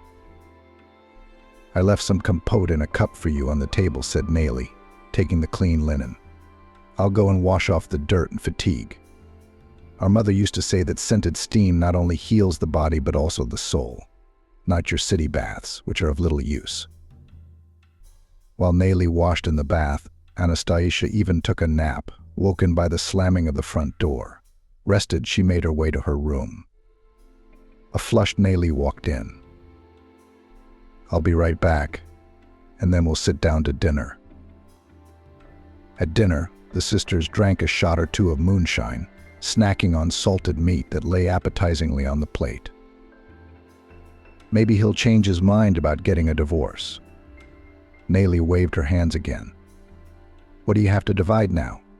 We've lived and lived. Soon you'll have grandchildren. Will there be a sense in life?" "It won't," Anastasia said. "I'm tired, Nelly. I'm exhausted. I haven't bumped into the back of a chair. I've loved my Nick for so many years, and now suddenly I'm tired. What happened?" "Nothing much happened," Anastasia sighed. "It's been building up for years. I'd reached the end of my patience." "He quit 6 months ago, didn't he?" Nelly looked at her sister in surprise. "You said he'd never had a drop in his mouth. How much did he drink before that?" Anastasia grinned. "As long as I can remember, he drank as much as he did. As if you hadn't noticed." Nelly got up from the table and began to collect the dishes. "When you married Nick, your mother and I told you he was following in his father's footsteps, but you wouldn't even listen to us. I thought he'd change with me." Anastasia looked sadly out the window. "I thought that if I surrounded him with love and care, he'd forget about drinking. Only the hunchback can be fixed by the grave." Nelly said with a sneer. "And your colleague will not even help. Why didn't you divorce and leave Nick right away? If life with him didn't work out, you had a place to go back to. My mom was still alive. And after she died, they didn't sell the house right away," she sighed. "It was a shame to go back. And Nick loved my daughter. I couldn't deprive her of her own father. When he was sober, he was happy to take her for walks and bring her goodies. And when she went to school, he could help her with her homework. By that time, we already had a 1-bedroom apartment, and we sold the house with you parents, and the money was divided. So I used the money to furnish the apartment. It's a sight to behold. I couldn't just leave it and go anywhere. It was a pity." "Don't you feel sorry for your life?" Nelly sat down at the table across from her sister again. "I worked hard, from morning till night in the canteen to earn an extra penny. Kolya, where did they transfer your son because of his drunkenness to different laborers? He didn't last long there either. You had to carry everything on your shoulders to support your family. At least you could carry some food home from the canteen." "You're right," Anastasia sighed. "My older co-workers pitied me. They'd put butter in my bag, or a piece of meat, or fruit for my daughter. Nick was drinking most of his paycheck, so I had to cut back on everything. Thanks, Nayli. You helped me by sending me a sack of potatoes, onions, pickles, homemade eggs. That's how we survived. I kept hoping that Nick would improve, get a job, and we'd live like human beings. But alas, Anastasia waved her hands. All my hopes were dashed. When my daughter lived with us, Nick and I still had something in common. And when she went to college and moved to another city, that's when I realized we were strangers. Before that, it was like I didn't notice anything. It was like there was a veil over my eyes. I forgave him for scandals, drunkenness, insults, the eternal lack of money. He even tried to raise his hand against me, but I couldn't stand it. I remember I grabbed a knife from the table, which I used to cut cabbage. Anastasia continued. And how God kept me from sinning, I don't know. But Nick got scared, and from then on he only insulted me with words. You poor, poor thing.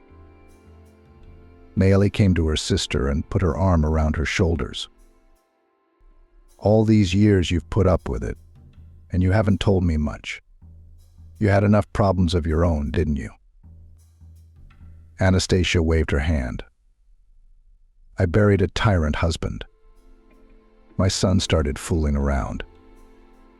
Good thing he came to his senses in time, and I'm still here with my complaints. I put up with it. Somehow I kept hoping for the best. So what's changed? Nayli repeated her question. I've changed. Anastasia ran a hand through her hair. Since I got the other job, I've changed. I didn't notice anything before. Work, home, work. And I had the worst job in the world. I was running around like a squirrel in a wheel. I would get up early, then spend the whole day at the hot stove with smoking pots. And in the evening I could barely get home from fatigue. She'd go back to the stove. I had to cook dinner. And as I got a job in a pastry shop, which opened not far from home, and more free time appeared. And I looked at my colleagues, girls young, well-groomed, with arrows and hairstyles, and I am among them, like an old woman of 100 years. I felt ashamed. I started to earn more money and save it. I used to spend everything on groceries to feed my family better, but he got so brazen that he turned his face away from my food.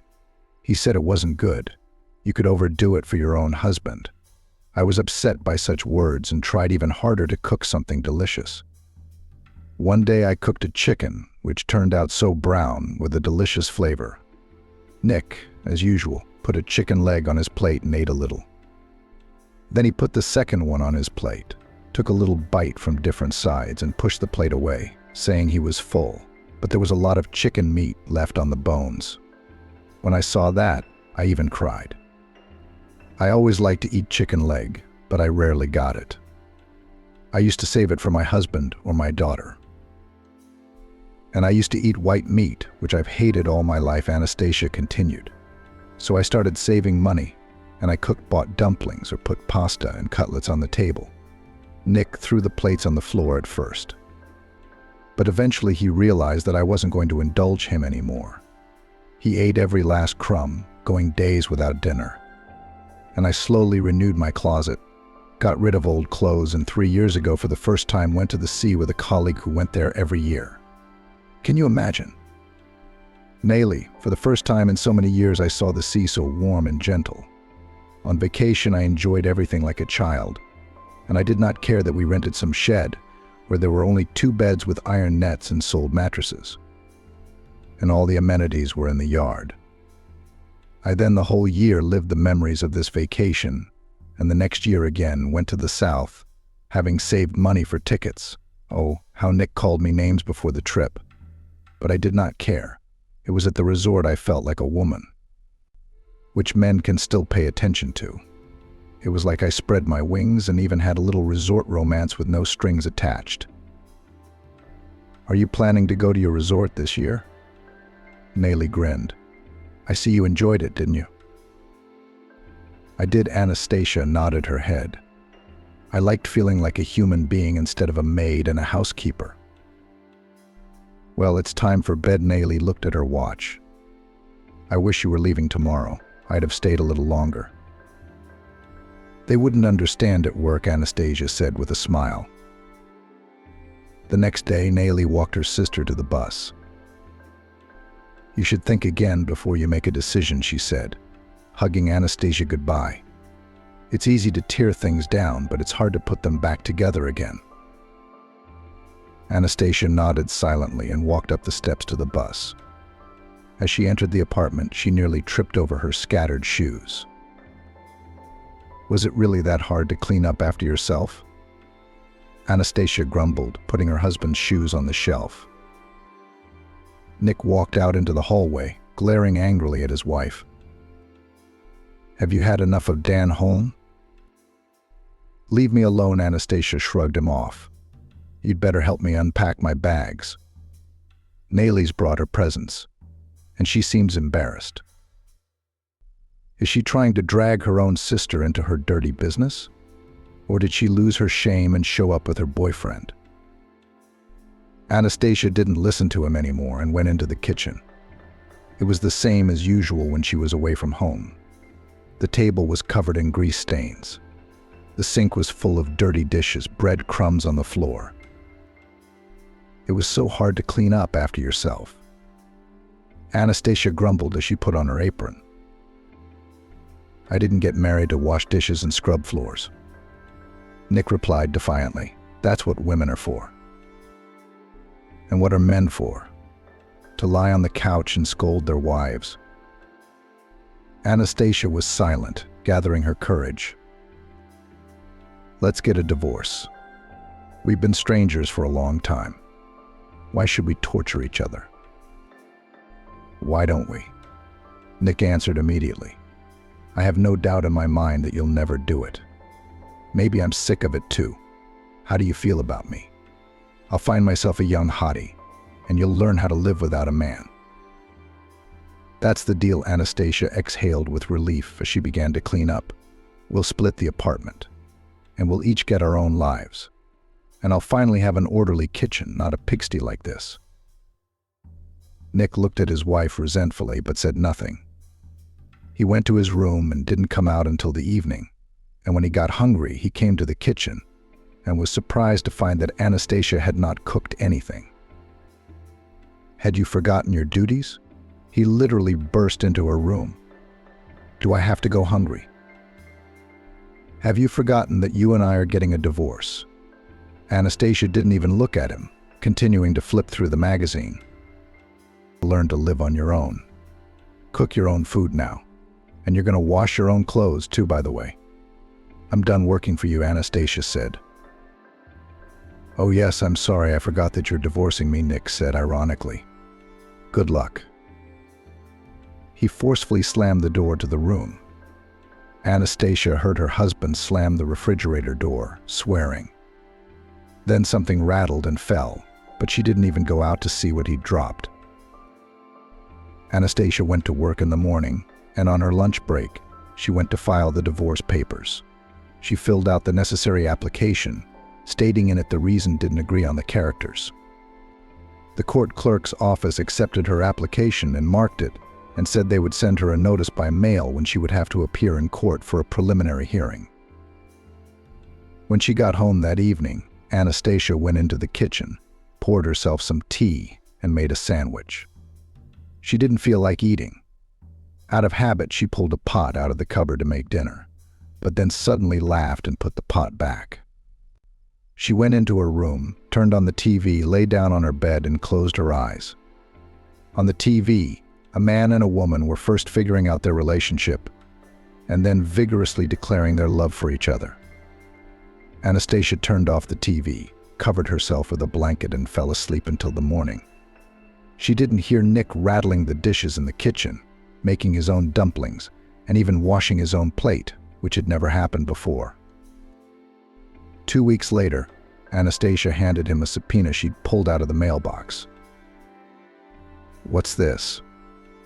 Nick stared at it, looking at the paper. A summons. Anastasia shrugged. We have to appear in court the day after tomorrow. We're going to go to court the day after tomorrow to get a divorce. What, he yelled.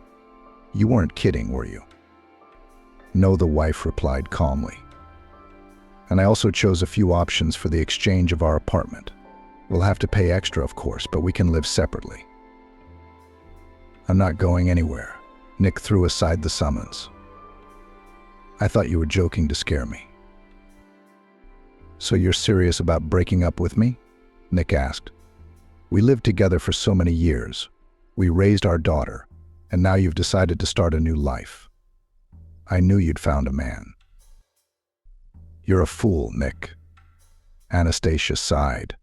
Do you have only one thing on your mind? That I'm cheating on you? Are you judging me by yourself? I'll divorce you even if you don't show up in court. We have an adult daughter and no other children. So you and I will be divorced like sweethearts. Nick looked pitifully at his wife. What are you thinking? We had a good life. Yes, I hurt you a little, but you forgive me, and we'll live like before. We're not in our 20s. We don't know how many years we have left. What do we have to share in our old age? What good things have I seen with you? Anastasia turned to Nick. Other people are vacationing together at resorts, shopping together. Husbands help their wives with chores. Where have you and I traveled together besides the village? We've never been anywhere else. You've never taken me to a restaurant or a cafe. You've never given me a single flower in our whole life together. And I've never seen a present from you on my birthday or New Year's Eve. You've only given me scandals on those days. Probably on purpose, so I wouldn't think about presents and flowers. When my sister and I sold my parents' house, I wanted to buy a fur coat with the proceeds. I bought you a car because you've been wanting one for a long time. Even though it's old, it's your own. You call that a normal life? Amelia, I'll make it up to you, Nick babbled. I'll shower you with flowers. You've come to your senses, Anastasia grinned. And he called her Amelia. It's always Anastasia and Anastasia. No, Nick, it's too late. I don't love you anymore. I used to, but now I don't. Nick lowered his head, turned around, and went to his room. After returning from court, Nick went back into his room and sat on the couch with his arms around his head. He remembered the judge's words over and over again. I give you 2 months to reconcile. If at the second hearing you, the defendant, still do not agree to the divorce, you may be divorced without your consent. For the second time in his life, Nick was very scared. The first time was a long time ago, back in the army, when Andrew had been killed and the investigation into the case had begun. But now, when Anastasia decided to break up with him, there in court, Nick looked at his wife with different eyes.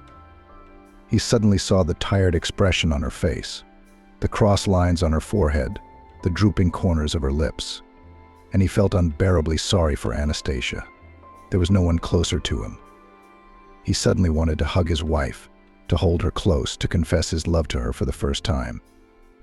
And he also realized that he would be lost without his ear, sink to the bottom, get drunk and die under some fence. All these years she had taken care of him, nursed him back to health after another binge. Yes, she'd swear, yell, get angry, but she'd never leave him in the lurch. And Rosa's daughter? How will she react to her parents' divorce? Will she want to stay in touch with her father? Something had to be done. Nick got up from the couch and went to the window. But what? Would Anastasia believe his sincere remorse and take back the statement? The next day, when Anastasia got off work, she was surprised to see Nick standing by the car. "What are you doing here?" she asked, walking up to him. "Did something happen?" 3. "I was driving by and decided to pick you up to take you home." He was obviously embarrassed. "Maybe I need to stop at a store or something." "You tell me. You don't have to carry all the heavy stuff yourself." "You used to ignore the heavy grocery bags I used to bring home, and then my arms would get sore." Anastasia grinned. "Okay, let's go home. I've been on my feet all day." Yeah, and she opened the front door and saw a small bouquet of flowers on the seat. Who were these for? Anastasia wondered again. "What's the occasion?" "They're for you." Nick was a little offended. "You said I never gave flowers.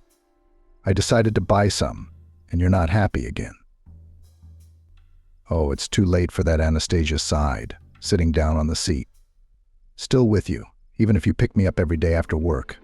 I need to give flowers." Nick didn't say anything, turned the key in the ignition, and slowly pulled away.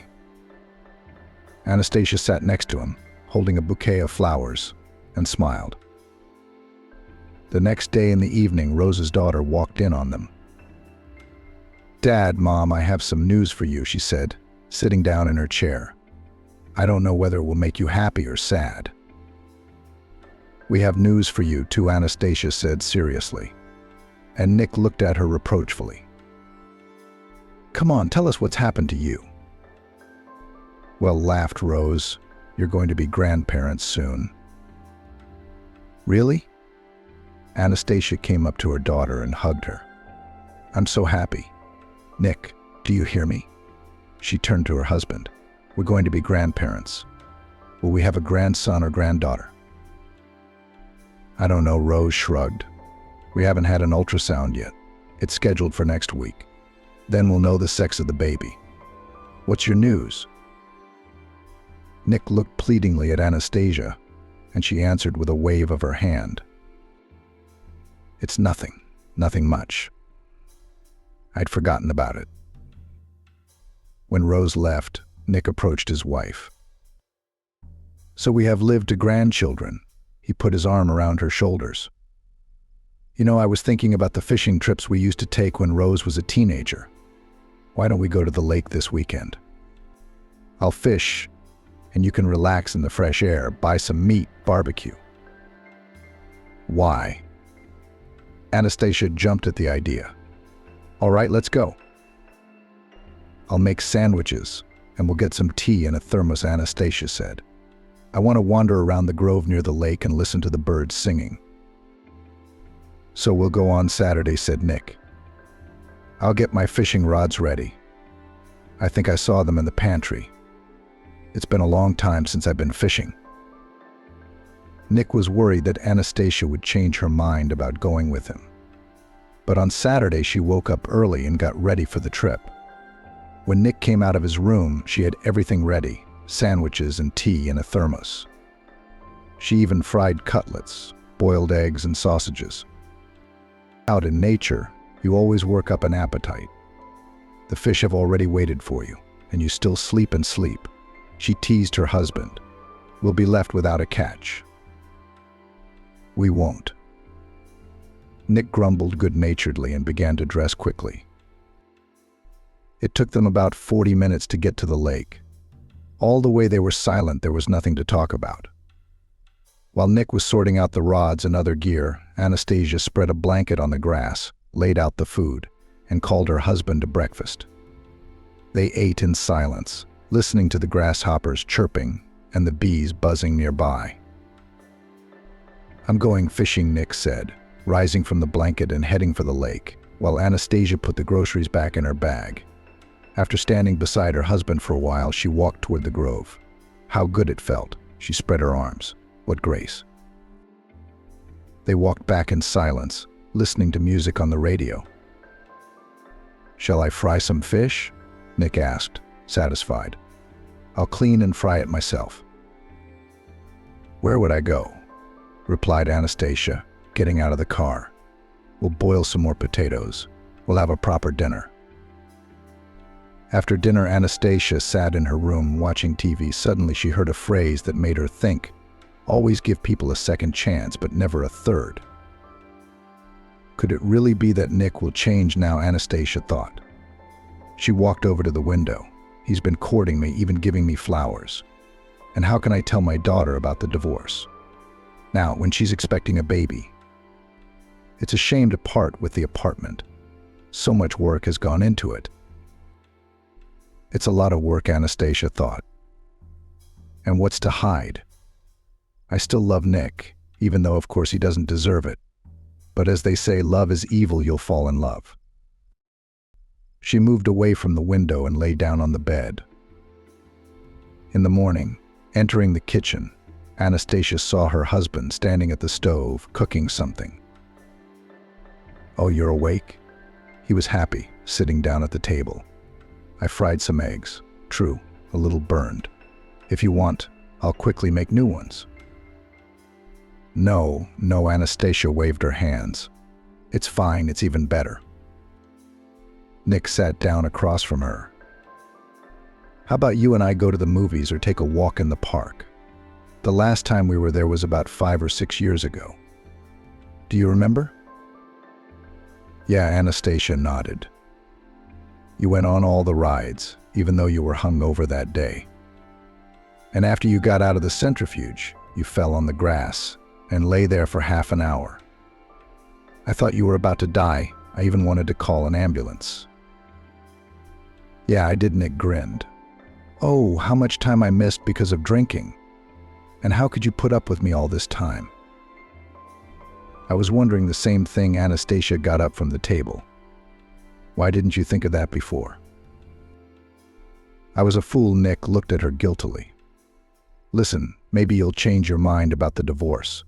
How many years have we been together? We'll be grandparents soon. What do we have to share? Old age is around the corner. It's better to face it together than alone, and I'll be lost without you." He sighed heavily. "I did not sleep all night today," All thought. "I love you, Anastasia. Believe it or not, I can't imagine life without you. Sure, I behaved like an asshole to you, but we had some good times when Rose was born, and I used to get up at night so you'd get some sleep. Remember when we used to redecorate and pick out wallpaper together?" Anastasia said. "Oddly enough, we liked the same ones. Do you remember when we went to the village for your niece's wedding? And you and I had no place to sleep because there were so many guests, so we climbed into the hayloft?" "Come on," she said indignantly. "You've got something to bring up. I decided to go shopping today, to look at the baby's dowry. Before you know it, he'll be born. So maybe I should come with you," Nick suggested with obvious reluctance. He didn't like shopping. "You should fix the faucet in the kitchen. And the shelf in the bathroom is about to fall down," Anastasia said, grabbed her bag and went out into the hallway. "I'll do it," Nick fussed.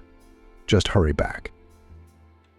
Anastasia walked down the street, shaking off the bright sun. Young mothers came across her, rolling strollers with sleeping babies in front of them. "Soon Rose will be strolling down the alley like that," she smiled. "And maybe I'll walk with the baby too, remembering how I used to walk with my daughter." She stopped to admire the little kids playing in the sandbox.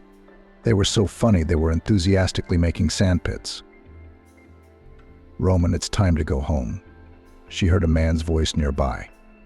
"Let's go, or grandmother will scold." "Right away, Grandpa." A boy about 4 years old climbed out of the sandbox and headed toward a man standing not far from Anastasia. "Grandpa?" "Grandma," she smiled, listening to the sound of those words. How time flies. It was only recently that we ourselves were running barefoot through the village, swimming in the pond, making plans for the future. And very soon I'll be a grandmother. Maybe Nick's right, we shouldn't get divorced, Anastasia wondered. He really would be lost without me. Nick hasn't been looking well lately. He's in pain, he won't tell me, but he keeps grabbing his right side, and he's been complaining of high blood pressure. I'd never forgive myself if something happened to him. I'll take my statement out of the courtroom tomorrow, Anastasia decided. But I won't tell Nick anything about it. Let him think I'm still determined. Maybe we really can have the human life I once dreamed of. She sighed with relief, as if a heavy weight had been lifted from her shoulders, and strode lightly toward the children's store. And the next day in the evening, Rose and her husband Helium came to visit her mother and father and told them that a girl would be born, whom they decided to name Annie. Time passed, and Nick anxiously awaited the second summons. When he and Anastasia could be divorced for good, he didn't know that his wife had taken out a petition for dissolution of marriage, so there was nothing to fear. "Anastasia, I've been thinking," he told his wife. Why don't we go on a vacation? You and I have never been anywhere together. And where will we get the money from? Anastasia looked at him in surprise. It's not cheap. Well, I've put some money aside. He pulled some money out of his pocket. I'll get my vacation money, and if I need it, I'll borrow it from someone. We'll go wild. I found out it's cheaper, and we can find a place to stay on the spot. Do you agree? I don't know, Anastasia said uncertainly. You should think about your health. You've been complaining about stomach aches and nausea lately. When we get back from vacation, I'll go to the doctor Nick promised. Or maybe I just need a vacation, and then everything will be fine. Shall we go? Let's go, Anastasia waved her hand. We don't know when we'll get away next time. When my granddaughter is born, I won't have time to travel. I'll have to help my parents. That's great, rejoiced Nick. But I have a favor to ask you. He was silent for a while. Let's go on vacation by plane. I realize that it's expensive, but I'm embarrassed to admit. I've never been on an airplane, and I'd really like to try it, Nick said. I've only flown once, the year before last, and I'm afraid to go again. Anastasia looked at her husband with fear. Do not be afraid of anything, Nick reassured her. I will hold your hand the whole flight. At the airport, they were a little confused, not knowing which way to go, until they heard the announcer's voice inviting them to check in for their flight at counter number 4. Once seated, Nick immediately fastened his seatbelt and stared out the window, waiting for the plane to start moving. The flight was only supposed to last a couple hours, but Nick was gripped with panic from the first few minutes and his hands began to shake. He gripped the arms of the seat and closed his eyes. Feeling the plane begin to gain altitude, Nick opened one eye. He looked out the porthole and saw that they were flying above the clouds, and now he was overcome with a feeling of elation. The airplane had gained altitude. The passengers became animated, and some even began to unbuckle their seatbelts and get up from their seats to go to the restroom. Nick was still sitting in his seat, looking around curiously. The food arrived, and he was again surprised to find that the airplane had food. After lunch, he began to fall asleep. He closed his eyes and fell asleep. Nick woke up only when a pretty stewardess announced landing. The plane began to descend. Again, there was an amplified noise. Nick grabbed Anastasia's hand, who laughed. Well, who promised to hold whose hand? The plane landed safely, and Nick breathed a sigh of relief. It's a good thing we'll be traveling back by train. Nick and Anastasia settled in a private house in a room that barely fit the two of them. Every day they went to the beach, swimming in the warm sea, sunbathing on the hot sand, and in the evening they wandered the streets, listening to the music coming from the sidewalk cafes. Anastasia noticed that despite the vacation, her husband was somehow sad, and one day she asked him about it. You see, Anastasia, Nick replied, I've just realized that I've lived most of my life for nothing. I could have seen the whole world with you. But instead, I've prioritized the bottle, forgetting about everything in the world about you. I only cared about my drinking buddies, who were not really my friends at all. It's good that you realize that. Anastasia gently stroked her husband's arm. You and I have everything ahead of us now. We will work, save money for new trips. And maybe we'll buy a cottage? After all, when the granddaughter is born, she will need fresh air. Yeah, Nick seized on the idea. I'll build a gazebo, we'll drink tea and talk in the evenings. And we'll put a bathhouse and a swimming pool next to it.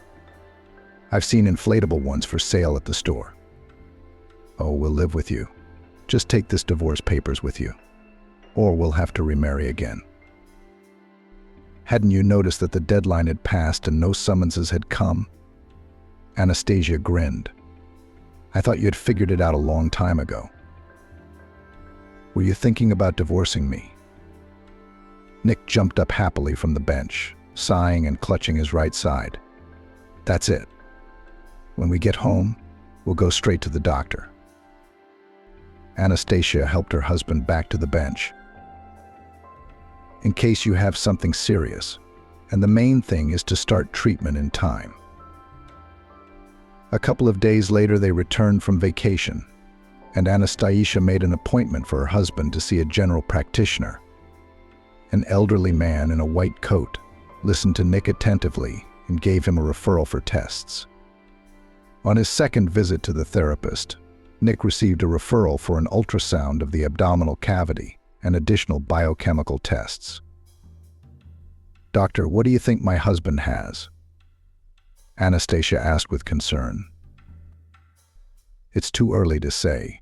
The therapist scrutinized Nick's tests. "But I can assume that your husband has cirrhosis, given his previous lifestyle, and the symptoms confirm it." "Now you have to prepare for my funeral," Nick said irritably, when they left the clinic. "Don't be sad for long, you're buried. Get married right away." "Why should you live alone?" Nick said with a bitter grin. Anastasia did not answer anything, understanding the mood of her husband. "Coffin me, choose me inexpensive. There is nothing to spend, anyway we'll rot in the ground. And don't you dare dress me up in a suit. I can't stand these jackets and ties.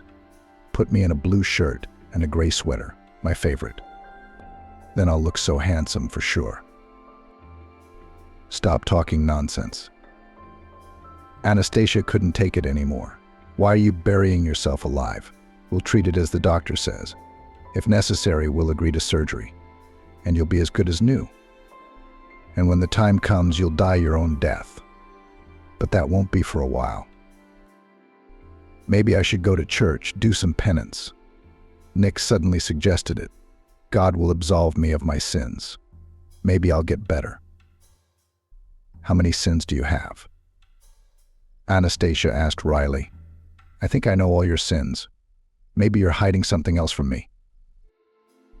"I have one big sin," Nick lowered his head, "but I can't tell you about it yet. I'll confess it when the time comes. Or maybe I'll take this secret with me to the grave." While they waited for the results of additional tests, Anastasia watched her husband. His appetite was gone, his sleep was disturbed, and he became nervous and irritable. As before, he was angry with his wife and dissatisfied with everything. "Maybe I shouldn't have taken the application." Anastasia thought. "We would have been divorced by now, and I wouldn't have heard those angry words." When it was time to go to the hospital again, Nick flatly refused. "Go on your own," he said sharply to his wife. "It was you who forced me to take stupid tests and examinations. I had nothing else to do. I had to go to the clinic alone." Anastasia knocked on the door and cautiously looked into the doctor's office. Titova recognized. "Well, come in," said the doctor. "I've come alone." Anastasia crossed the threshold. "My husband isn't feeling well." "Well, tell me how things are going." The doctor paced the room. "Perhaps it's better that you came alone," he said, stopping in front of Anastasia. "I have nothing to comfort you. The tests show that your husband has terminal liver cancer that has metastasized to other organs." "Is it incurable?" Anastasia asked the question and realized the stupidity of it. Couldn't we do surgery or something else? Could chemotherapy be administered? The doctor thought for a moment. "You could try. But I don't think it would help anymore. Although, you need to take some more tests to be sure that your body can withstand chemotherapy. Here's a referral to an oncologist for tests. He'll explain everything you need to do next." Anastasia walked home slowly, tears in her eyes and the doctor's voice in her ears. 3 to 6 months. When she returned, she walked into Nick's room and saw him sleeping with his legs tucked under him. Maybe it will still turn out okay, she watched her husband's face. As if he sensed her gaze, he opened his eyes. Seeing his wife, with difficulty he got up and sat down on the sofa. How has he lost weight? Anastasia thought. Only recently we went to a resort. He looked good, even had a little tummy. Now it's so that all his clothes are hanging out. "What did your doctor say?" Nick asked with a grin. "You'll live," Anastasia answered hastily. "I just need to take some tests for treatment. We'll go with you tomorrow." "I'm not going anywhere," Nick shook his head. "I'll live as long as fate gives me. I don't need to poison my body with chemistry." How did he know about the chemo? Does he really know he has cancer? Anastasia was scared. "You'll get better if you follow the doctor's recommendations," she insisted. "You still have to get treatment." "I won't," Nick repeated capriciously. "Drink your own pills. Maybe it's better for you. Maybe you'll become calmer and they'll let you go." "Become as you wish," Anastasia said tiredly. "I can't change your mind." The next day, Anastasia went to the oncologist and told him that her husband Nick didn't want to take any medication, and she hadn't even told him about the chemotherapy. "I'll tell you what the doctor said when asked if Nick had any chance of recovery. A lot in treatment depends on the patient himself, on his willpower and will to live. Sometimes hopelessly ill patients literally cling to life and live for another 10 years, and the other may die of a cold or cut his finger. If your husband does not want to fight, then medicine is powerless here. So just be close to your husband, help him, support him with painkillers, which I will now prescribe you. That's all you can do to help him." Once again, after leaving the hospital, Anastasia walked slowly down the street and couldn't believe that Nick might be leaving this world very soon. The phone rang and she saw on the display that it was her daughter calling. "Mommy, how are you and Daddy doing?" she asked cheerfully. "Helium and I want to come over and visit you today." "Oh, Rose, how can you show up?" Anastasia tried to answer. "Daddy's a little sick. Don't worry, it's nothing. He got a virus somewhere. I'm afraid I might catch it from him. When he gets better, we'll come to you. You need to take care now. You're about to give birth, so you mustn't get sick." Anastasia said goodbye to her daughter. She walked slowly down the street again. She didn't want to tell Rose that her father was seriously ill. When she had the baby, then she would know everything. In the meantime, let her remain in ignorance. Her husband's temper had changed for the worse again. He became cranky, angry, irritable again. When he was in pain, he would throw a pillow at Anastasia as if she were to blame for his suffering. Anastasia put up with his antics, making liquid porridge and spoon-feeding him. When he stopped rising from the couch, she massaged him to avoid bed sores and changed his underwear. Nick grew weaker every day. He could no longer turn over on his own. His speech became slow and at times slurred. He moaned and gritted his teeth in pain. And in his delirium, he kept saying, "Andrew, take me away, Andrew." 3 days before Nick died, Rose gave birth to a daughter, and Anastasia, sitting beside her husband, through her tears, said, "Well, you've lived to see your granddaughter. Now get well.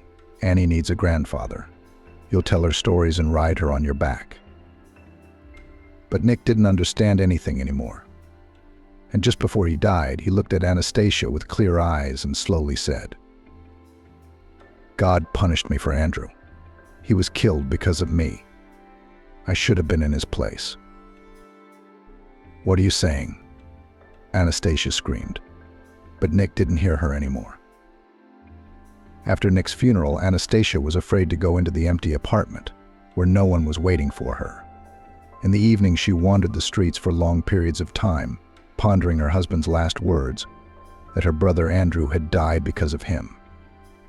Now she would never know how it had really happened. And did she really need to know? After all, it had been so many years.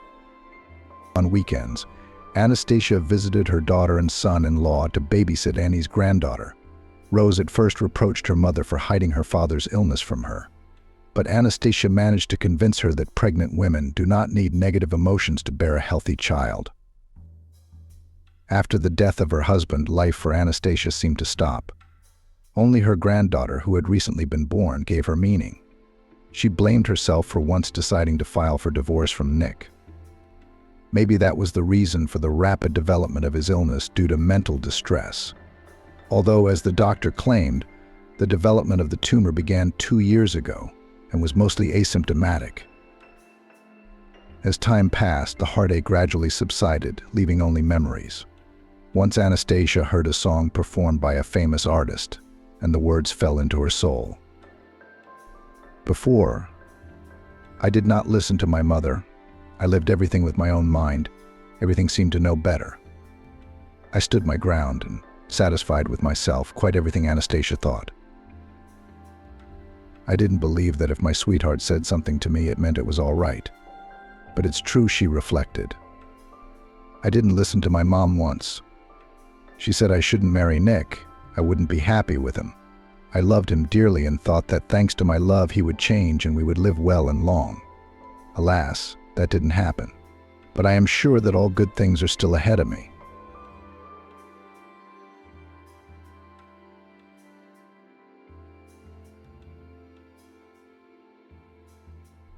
After learning that her husband had a mistress, the wife did not make a fuss, but did something different.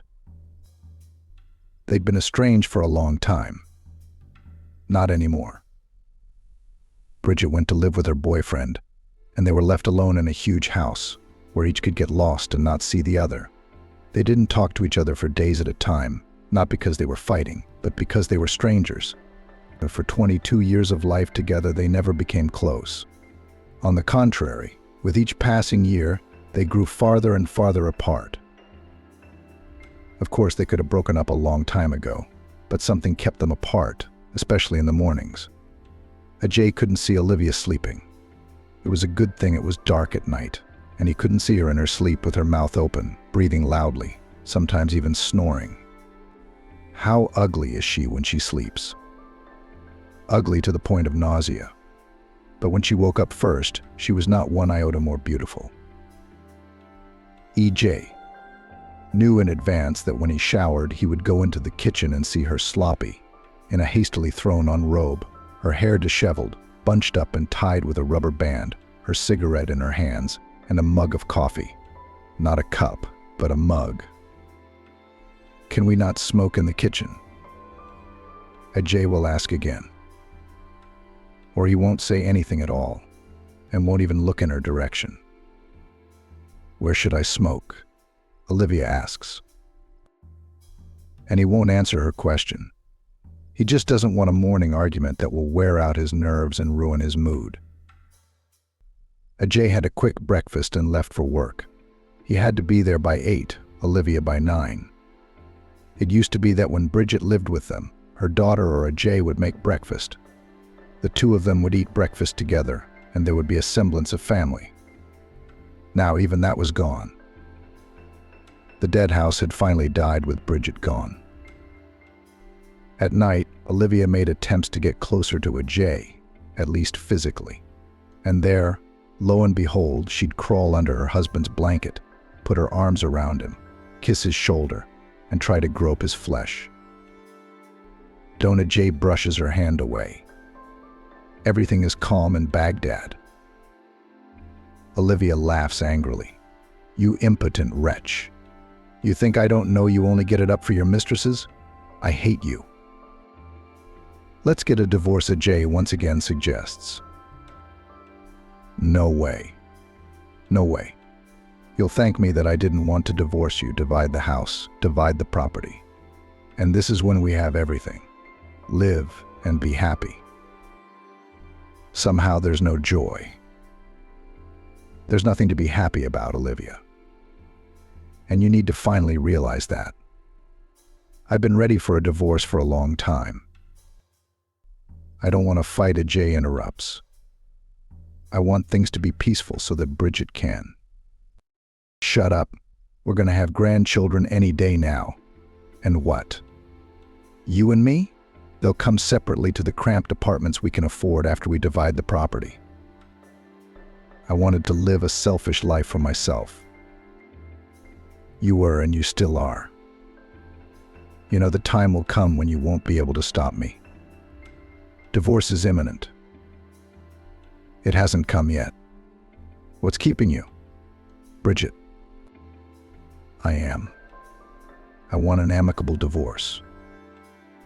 Bridget and Virginia Ajay thought and smiled. If Virginia agreed, he would have divorced Olivia long ago.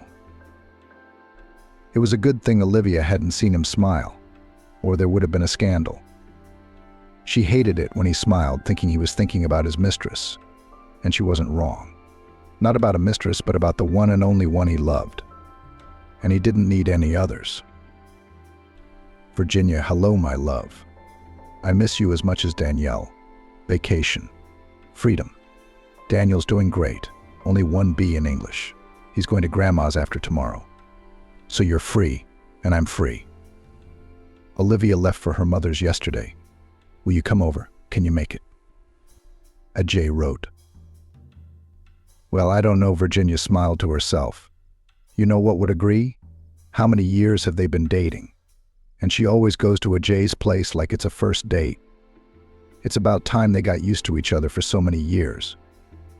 It's even time to get used to each other. But no, it's not working out for either Virginia or Ajay. Virginia, I miss you.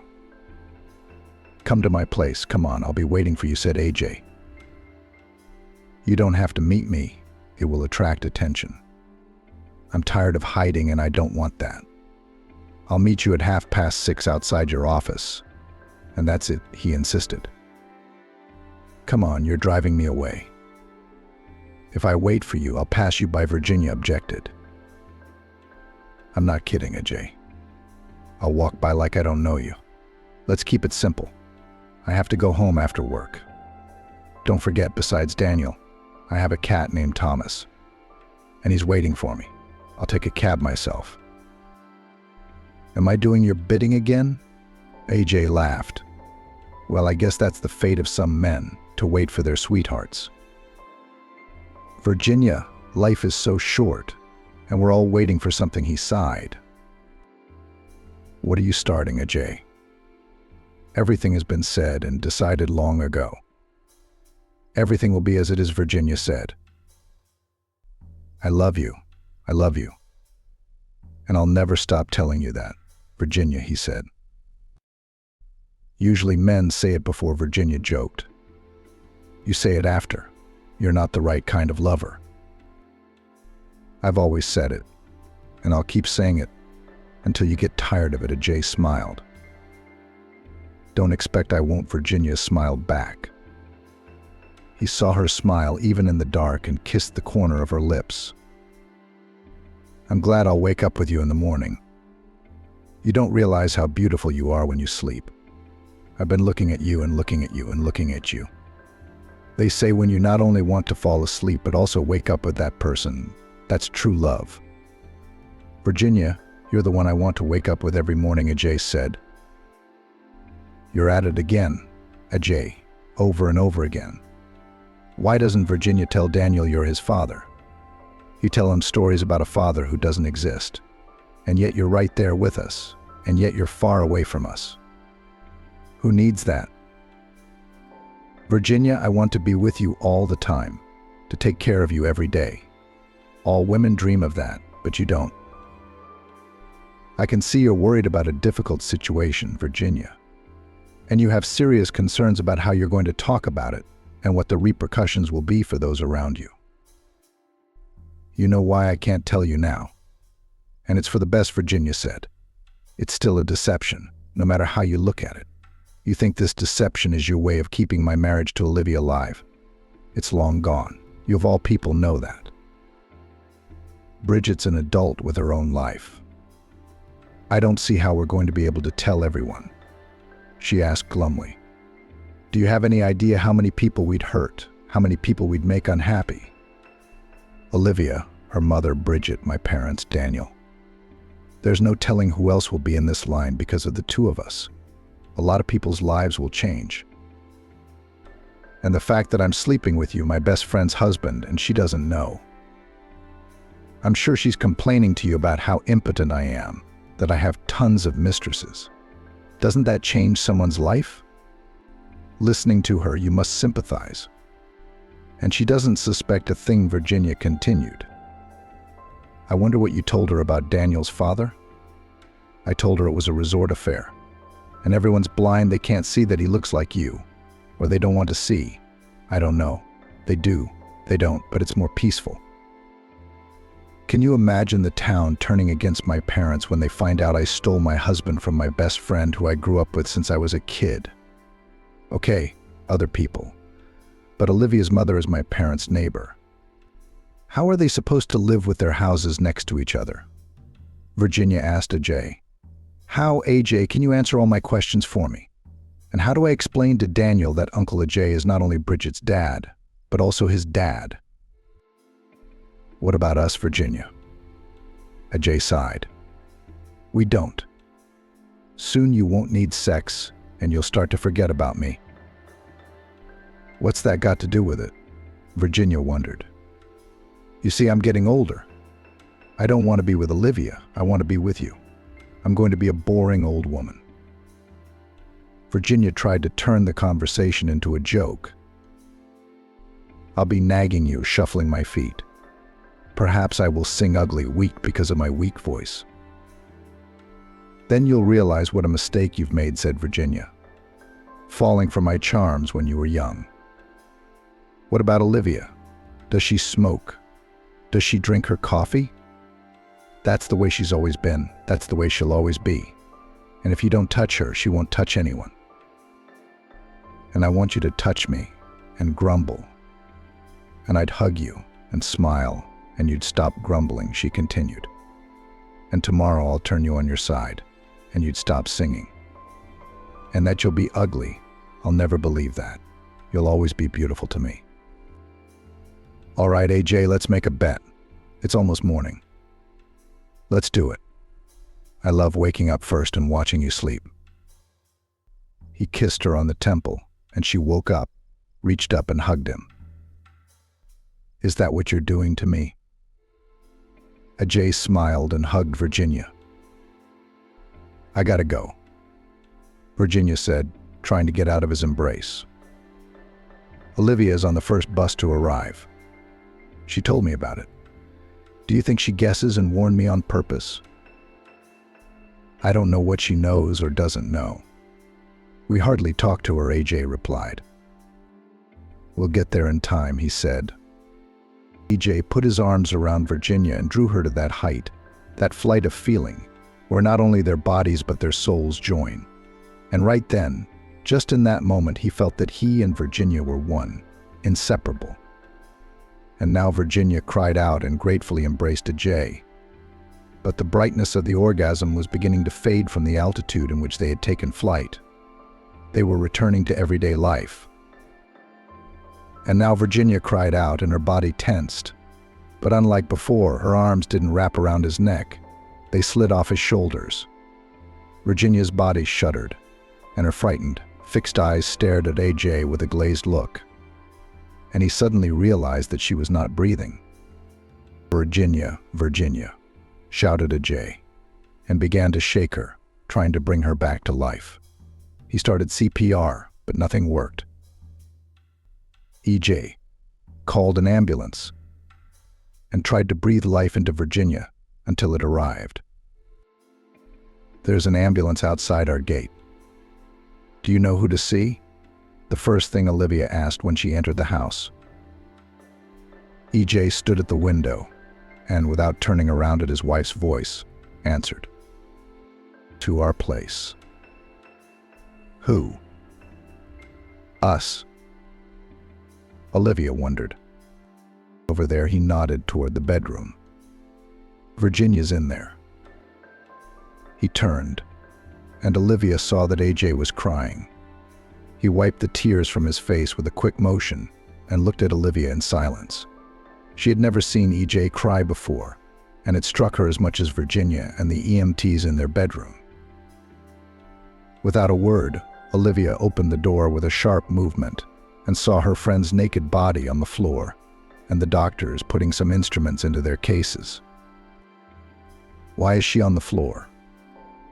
Olivia asked, shocked. Apparently it was easier for the man to perform CPR that way, the doctor answered and added, she's dead. The cause of death will be determined by the medical examiner. We've already called there. They'll come for the body soon. She's dead, Olivia said confusedly as she came out of the bedroom. She slumped into a chair and pulled cigarettes out of her purse with a trembling hand.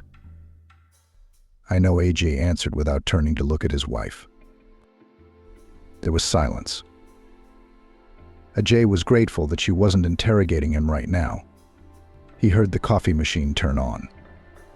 Apparently, a cigarette without coffee was unusual for Olivia. Olivia noisily sipped her coffee and flapped her nose. Crying? Ajay wondered. Didn't she understand anything? Olivia was indeed crying. Turning to her, he saw her wiping away her tears and blowing her nose loudly into her handkerchief.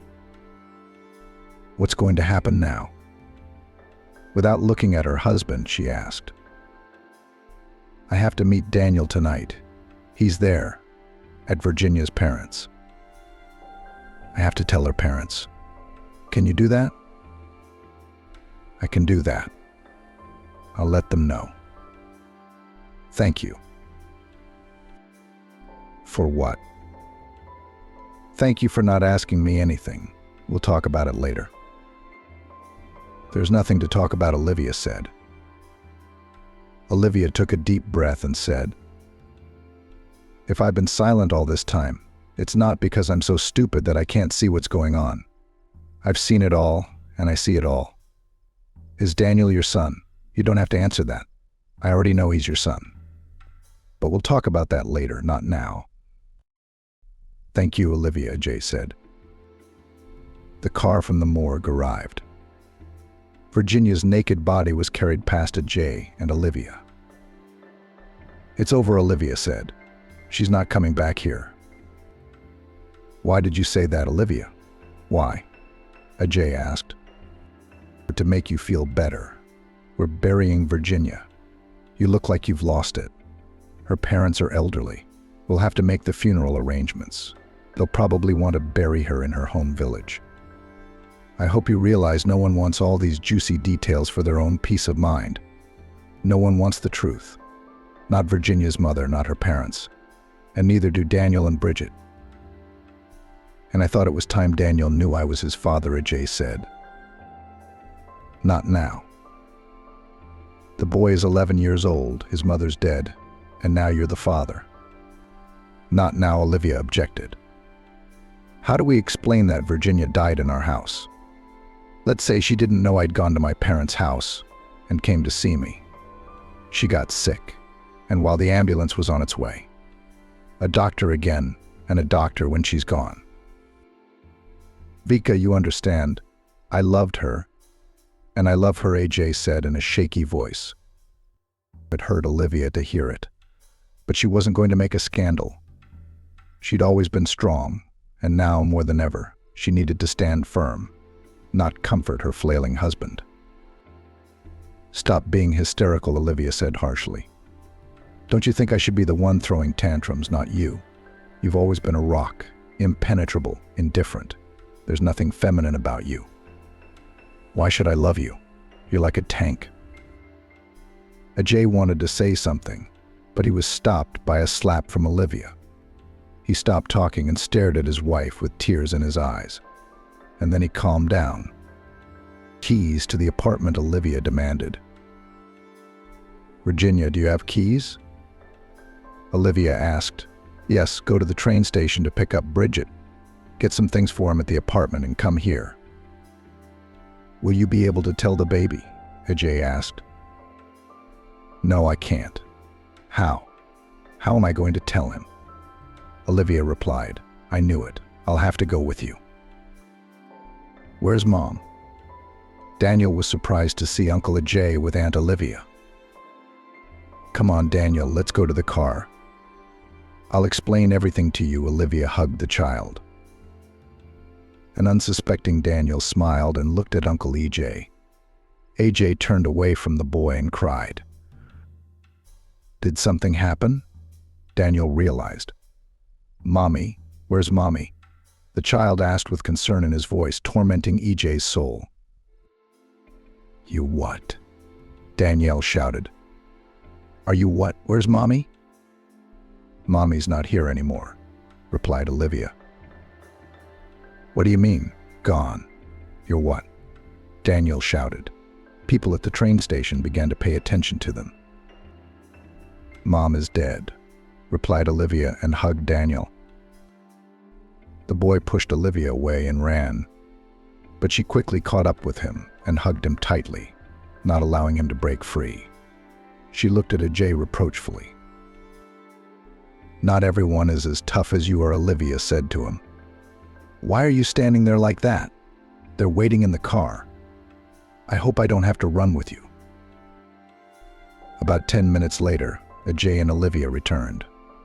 The boy was crying his eyes out. Olivia hugged him, pulled him close and stroked his head the whole way. Pulmonary embolism. Cardiac arrest, instant death. That was the cause of Virginia's death.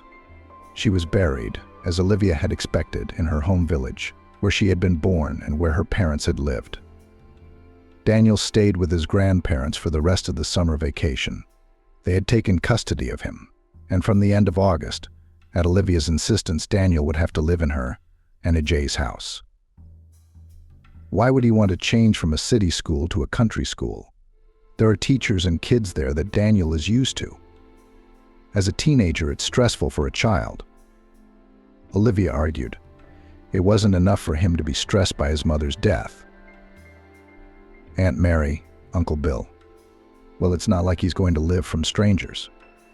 Then again, you're elderly people. Can you handle it? Olivia objected.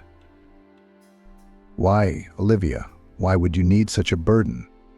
We're his relatives, we're his guardians, said Virginia's father. It is impossible for us to move to a one-room apartment in the city in our old age. Here on Earth we have lived all our lives, and here we will die. We need to think about Daniel now, not about whose blood related to whom, Olivia said. He's not a little boy anymore. Let's ask him what he thinks about it. No, I'm just going to my class. What about it? Daniel replied, confused, realizing that was impossible. Uncle AJ and I want you to live with us, Daniel. Then you can go to your own school and be in your own class. Can we do that? Daniel hesitated. You can and you should. But are we strangers to you? Thank you, Aunt Olivia. Daniel smiled and hugged Olivia. Ajay, what do you say? You're all quiet. Would Daniel be a burden to you? Virginia's mom asked. No, we're great friends of Daniel's, Ajay said. I think Olivia's right. He wanted to announce to everyone that Daniel was his son. How could he be against his son? But he realized Olivia was right. Right now, we have to get past Virginia's death. The news of his paternity would be too hard on everyone. After Virginia's funeral, Ajay took a vacation and drank. He hadn't been addicted to alcohol before, but now it had become his cure for losing his beloved. Maybe it's time to stop drinking. After 2 weeks of drinking, Bridget's wife asked, "We need to fix up Daniel's room. You can drink endlessly and reach the end of the road, but it's not going to bring Virginia back. Do you need to think about your son right now?" Sobbing drunkenly, Ajay, "Daddy, you never understood me. All you ever wanted was money and nothing else. Virginia's gone and I don't want to live." If you don't want to live, then don't live. But you have to live for others, Bridget replied.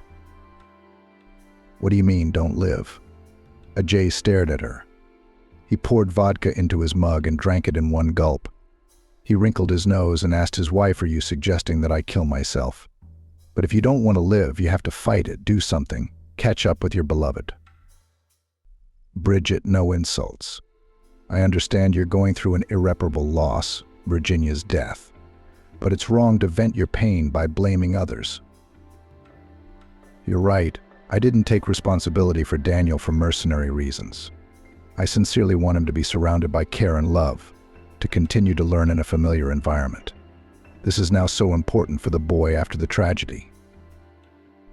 I realize that I cannot fully understand your pain of losing the woman you love, Love is the greatest feeling that not everyone gets to experience in life. Virginia was your guiding star, and her passing has broken your heart. But the hatred and hurtful words against me are misplaced. You and I have traveled a long road together. Yes, our marriage wasn't perfect, but our son Daniel grew up in it. This is not the time for recriminations. Let's put aside past resentments and concentrate on the most important thing: our son, who was left without a mother. He needs our support and care. I say we stop fighting and get together to fix up Daniel's room. We'll renovate, create a cozy environment to make him feel at home. We'll discuss all the details. I'll allocate the necessary funds. For Daniel's sake, let's put aside our differences and join forces. It's already hard enough for the boy. Let's not add to his worries. Together we can get through this terrible grief. That's what I suggest. Bridget questioned Olivia's intentions. Why would you do that? I don't understand your diabolical schemes. How can you talk about anything when you're drunk? If you were sober, I could answer your questions. And when you're sober, I'll tell you about my diabolical schemes. I'll explain why I didn't give you a divorce. Why I didn't chase Virginia out of my house like the last creature she was. But then I'm afraid you'll lose heart. Ajay and Virginia were weak people. Two lovebirds met, but love alone is not enough to live. The weak must lean on the strong. To what? So the strong can crush them? I hate this hatred boiling up inside me. Hate is a feeling. Maybe it can sustain you in this drunken frenzy. Olivia turned on the coffee maker and lit a cigarette. She had no problem with Daniel's upbringing. Virginia seemed to have raised him right. He'd done well in school, and his teachers had praised him. At home, to Olivia's surprise, he was accustomed to independence. Like Bridget had once been, he didn't need to be reminded to keep his room in order. He was always neat. Virginia had been a perfectionist too. If she did something, she did it to perfection. But in her personal life, she had gotten Olivia's husband, who was far from perfect. But that's exactly how he seemed to Olivia. Maybe Virginia had a different opinion of him. Love is blind to many things. Olivia's eyes weren't blinded by her love for EJ, and she knew he'd never loved her. He'd adored their daughter Bridget, though, for which Olivia was grateful. And until Bridget went to live with her boyfriend, divorce was out of the question. I wonder why he'd want a divorce now, Olivia thought. I mean, she was sure of herself. No, just because she'd slept with Ajay didn't mean she was going to live with him. She loved her parents very much, and as long as they were alive, she wouldn't disturb their peace with a change in her personal life. Olivia realized that Virginia's personal life consisted of more than just seeing Ajay. She was aware of that, so she was outwardly calm. She wasn't throwing tantrums or jealousy scenes. She was just keeping the situation under control. Otherwise, if Olivia made her knowledge of their connection public, it would only bring her friend closer to her husband. So she played dumb and kept her balance. Of course, it wasn't easy to smile at her bitch friend and complain to her about her impotent husband, knowing that Virginia was far from impotent. Virginia didn't seem to realize that Olivia knew about her affair with EJ. So she excitedly told her friend about her love affair with Max. Olivia, you have no idea what he's like. He loves me so much. I can't see anyone else but him. Shall I introduce you? Olivia laughed to herself, laughing and angry at the same time. He's married. Don't hurt yourself, you fool. But no, he won't. Can you believe his name is Ajay too? I can't imagine, Olivia replied as she continued to play her part. Your husband? Yeah, but my AJ isn't as good as yours. What's wrong with your AJ? Virginia wondered. Impotent, weak. If it wasn't for me, he'd still be in his buy more.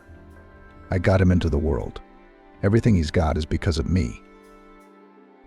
Why do you live with him? Virginia wondered. You talk about him like you don't love him. Why should I love him? He doesn't love me either. He's got a fool like himself on the side, and they're enjoying each other. Let them enjoy each other. But I won't give him a divorce. I didn't spend so much effort on him to give him away. Why a fool? Maybe she's the other one who's not a fool at all. You don't say. If she's in love with him, she's a fool. How can you live like this without love? I don't understand. It's easier, Olivia said sharply. Olivia retorted. But what do you have to gain from your love? See each other once or twice a week? Texting? Is that what love is for? To have each other once in a while? Then it's not love, it's just a deal. Our life is a bargain, replied Virginia. Your husband asks you while he's got something working for him, and then you're alone as a wife. Are you alone? Why alone? I have a son, Daniel. I have a daughter too, but she has her own adult life. And your Daniel won't be a child forever. There will be grandchildren, Virginia smiled dreamily. And what will you give your grandchildren? One room? I'm not divorcing my asshole so I don't have to share with him. I want to keep everything for Bridget. But you know, if you live by that standard, what kind of life is that? It's just an ordinary life, no worse than anyone else's. How do you think other people live? Floating in the clouds. Clouds are the element of birds. We humans are earthbound, materialistic creatures. You, Virginia, think about what you're saying and leave your man. Quietly find a normal man who doesn't sing your bedtime dithyrambs but earns money. I can't do that. I need love. That was the last conversation I had with Virginia. Where did she push her?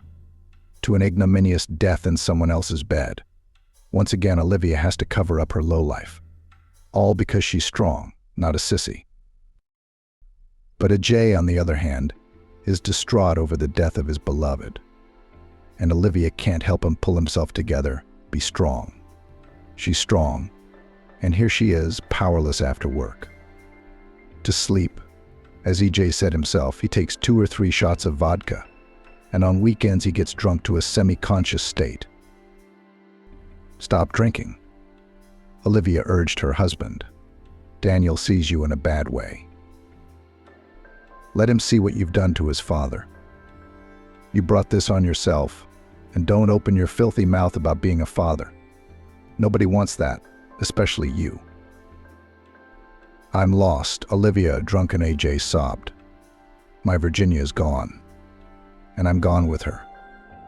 You're going to wait for me to ask the tenants out of the apartment, and I'm going to send you there too. I'm sick of looking at your drunken face and cleaning up after your drinking. Don't clean up. I'll clean up, Olivia. Just don't move me into Virginia's apartment. I'll go crazy in there. You will. You'll end up in a mental institution. Although you'll probably stop drinking there. I'm done. Olivia promised a drunken Ajay. I'm done drinking. You'll see. Promises remained promises, and Olivia continued to watch EJ drink. Bridget's entreaties didn't work on him either. Dad, maybe it's time to get treatment for alcoholism, Bridget asked. Treatment for what? What are you, daughter and mother, together?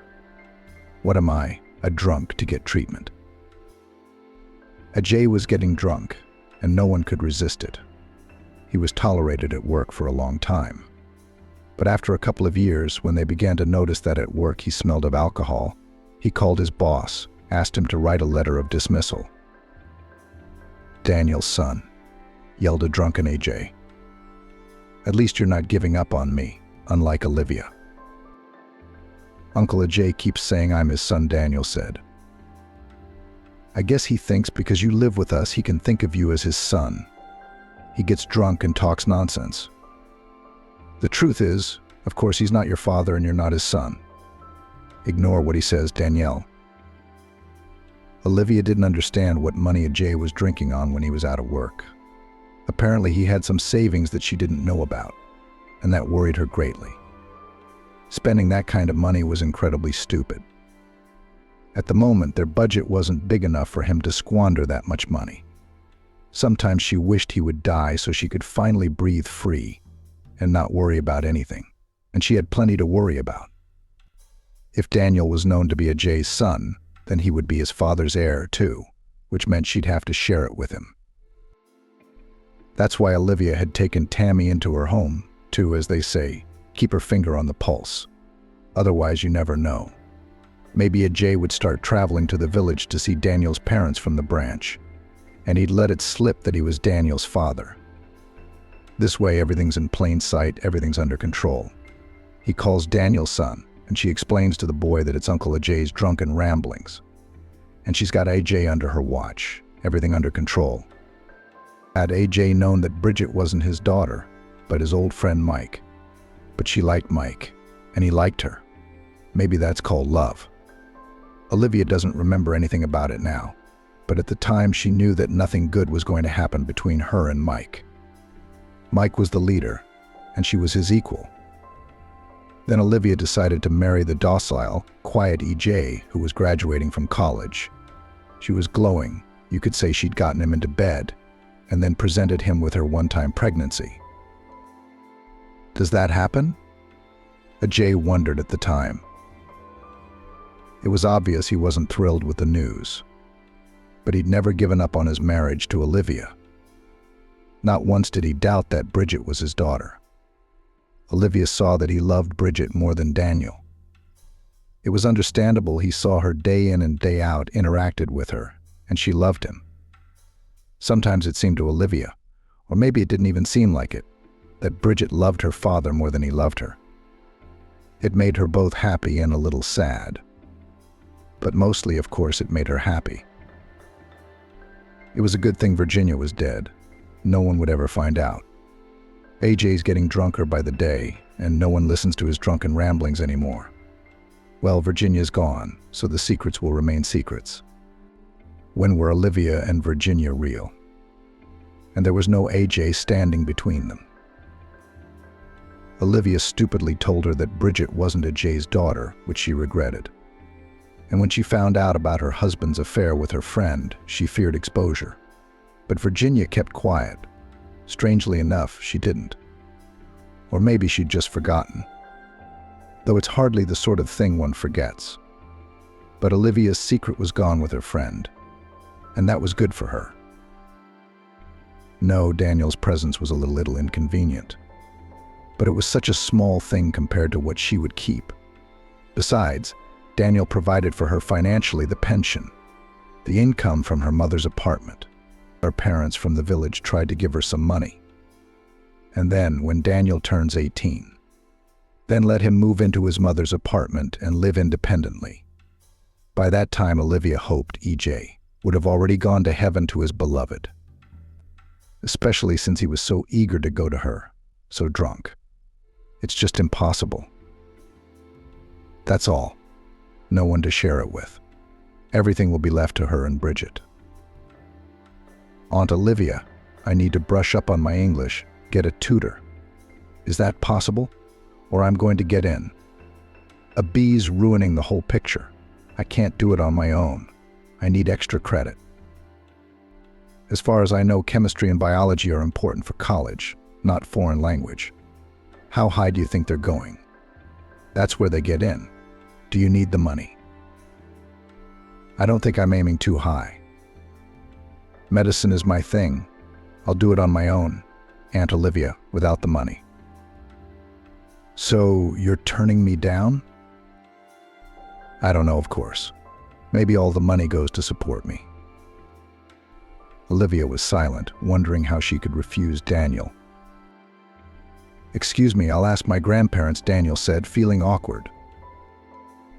Is it that there is no money for my son? Ajay intervened in the conversation. He seemed to be sleeping on the couch in the living room, where Olivia was watching TV, and under the influence of the green snake, he seemed to be sound asleep. Turns out he could hear everything. Good for you, son, for striving. You're good. There'll be money. I said it'll come. Ajay gave Olivia an angry look. Lately, Ajay had become aggressive. I guess it was the alcohol, and arguing with a tipsy AJ was useless. "What are you looking at me for?" said AJ. "Dad, don't. I'll ask my grandparents," Daniel said, realizing that he was the cause of an emerging scandal. What grandparents with a living father? And call me father, not dad. Father, that's all you are. Understand, Daniel? Father, Daniel answered, confused. Calm down. We were just talking to Dania, discussing the matter. Didn't you hear me say no? Olivia said. Of course, if you have to, Dania. How many classes a week? I think 2 classes of an hour and a half. All right, go on, Danielle, we need to talk to Daddy. Thank you, Olivia. I really need this class.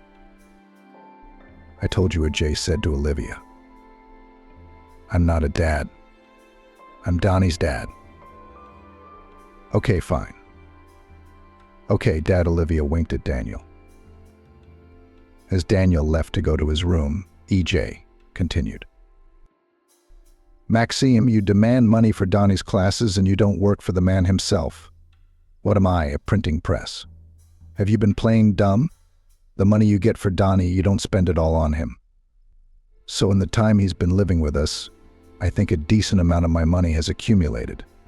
And my labor doesn't count. Did you ask for it? I just don't know why. Maybe you thought you could make a profit off an orphan who was just yelling that he was the father. Olivia whispered. So, Daddy, get your ass up and get to work. Teach your son by example. I'll go and work. Oh, it's fresh in my mind, but I find that hard to believe. How long have you been doing nothing? On indefinite leave. You haven't counted. You're sitting on my neck and opening your mouth. You've got some nerve. I'm not sitting on your neck either. What are you drinking to? You don't know I don't take money from you. And your relatives give you money. It's a one-time job. It's time you got a regular job, Olivia said. When I have to, I will, AJ replied. Olivia realized that the conversation wasn't going well. But it was a good thing that AJ hadn't completely drank his brains away and was still working. He drank on sprees, and between sprees he made money.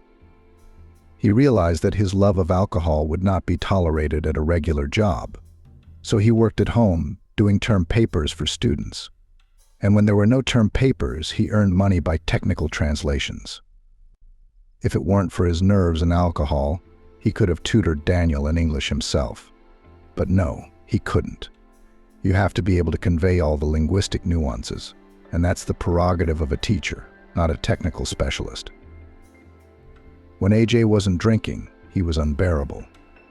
His sullen look, his nagging, especially when Olivia smoked and drank coffee. Whenever he saw Olivia smoking and drinking coffee, he'd start yelling.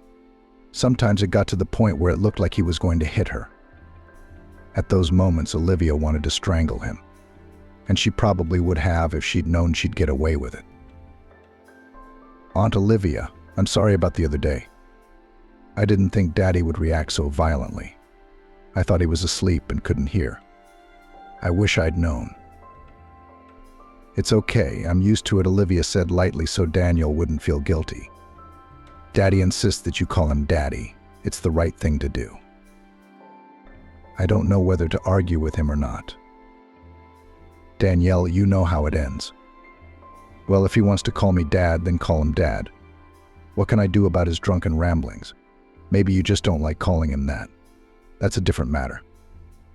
Then again, he's not going to let you off the hook with his obsession. On the contrary. You know I didn't know my father.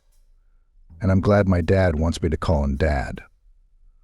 So I'll call him Dad. That made things easier for everyone. From then on, Daniel called AJ Dad, and oddly enough to Olivia too. But AJ tried to live up to that title. He even drank less, and when he didn't drink, he made breakfast for Daniel, as he had for Bridget, and they ate breakfast together. AJ seemed motivated to live.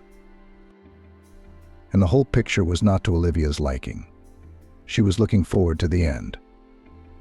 And it turned out to be back to the beginning, and maybe soon, very soon, Daniel would find out that he was really E.J.'s son. For now, you can write it off to EJ's drunken ramblings, but how it will turn out from here on out is unknown. But apparently it was enough for AJ that Daniel called him father. For now. And then Daniel went to the academy, which didn't make Olivia very happy. She wished he'd just go back to his apartment. For so many years she'd had to endure the presence of a child, a mistress, a husband. Not everyone would agree to that. She agreed and even called herself auntie, which she regretted more than once. If Daniel hadn't been in their house, maybe by now EJ would have died of drunkenness. But on the contrary, it was as if EJ was rising from the ashes. No, he hadn't stopped drinking, of course, but it was clear that he was struggling with his illness, albeit weakly. Unwilling, weak-willed EJ fought incredibly. And his binges became less frequent and shorter in duration. He even got better and fresher. He was far from dead, Olivia thought, but there was nothing she could do about it. She couldn't poison him like she'd poisoned her husband. Danny, happy birthday, son. You're an adult now, and you're entering adulthood. AJ wept. Don't forget, no matter what happens, we are always with you and will always help you. At the festive table gathered the closest people, Virginia's mother and father, Olivia's mother Bridget, and her husband. For so many years, everyone had gotten used to AJ calling Daniel his son and Daniel AJ his father. Only Olivia won't get used to it. And it's a good thing AJ hasn't completely brain drunk and claimed his true paternity. After all, he does consider the fact that Virginia's parents are still alive and understands that Virginia wouldn't want everyone to know the truth. Honors her memory, Olivia thought. I don't know what I would do without you, Aunt Olivia, without you, Father, without all of you. Thank you for everything. But I can live on my own now. I've made up my mind. I can, Daniel said, seeing his grandmother's frightened look. I can do it. Don't worry about me so much, he smiled at his grandparents. Daniel's right, Olivia said. He's such a self-reliant young man. He came to us, and he knew how to do everything. Thanks to my mom. She taught me everything. Let's drink to Mom, in her memory. Daniel suggested it. She would be happy for me right now and proud of me. A happy memory to Virginia, everyone whispered, except Olivia. They sipped from their glasses and blotted their tears. And I, Danielle, don't agree with you, moving AJ interrupted the silence. What's stopping you from staying here? Have you been unhappy all these years? I'm fine, everyone, thank you. But as they say, it's time to get used to being on your own. You'll forget us in no time. Saddened a tipsy AJ. Who am I supposed to make breakfast for? Who am I going to have breakfast with? Olivia, Daniel answered. AJ looked at Olivia and sighed. Danielle, let me stay with you for a week, clean up, and then I'll take in the tenants, Grandma suggested. I'm going to make repairs in the summer, on vacation, and now just to clean up. Stay, Grandma. Under your careful guidance, I'll put things in order. Are you okay, Grandpa? Permission? Grandma asked. I'll allow it. But only for a week. I need it myself. Grandma smiled, Virginia's father, and everyone laughed. When Daniel came home from class, he found his grandmother with the secretary open and a pile of papers and receipts taken out of it. What's this? Daniel asked. What is it, Daniel? Cried Grandma, raising her eyes to her grandson. Yes, Anushka, these are your old letters. Grandma. So it turns out that AJ is your real father? Daniel asked in a trembling voice. Grandma held out a thick notebook to him with a trembling hand. On the pages were entries made by his mother's hand. This is Mom's diary, Grandma said. Flip through the pages, just as it was written. It appears so, Grandma replied. It's so personal. But you have a right to know the truth, Danielle. You're a big boy. Maybe it's time for everyone to know the truth. Maybe it's not, Grandma said with doubt in her voice. What will happen to everyone when they find out? I can't imagine what will happen to Grandpa. I'm scared. What about Olivia? She raised you for so many years without knowing the truth. What do you think, Danielle? What do we do? I don't know, Grandma. I have no idea, Daniel answered. I'll read the whole diary, and then you and I will decide what to do. You look so pale. How sick are you? Do you need any medicine? I'll take a drink and calm down, and I'll call my grandfather. How he is there, I'll find out, said the grandmother, confused. So it turns out how it was. After reading his mother's diary, Daniel thought, it's not that simple. For obvious reasons, Mom didn't want this to be known. So now what? Should this secret be kept further from my grandmother and me or not? I wonder if my dad knows that my sister didn't know about it before either, judging from my mom's notes. But it's not my secret, and I don't think I should make it public.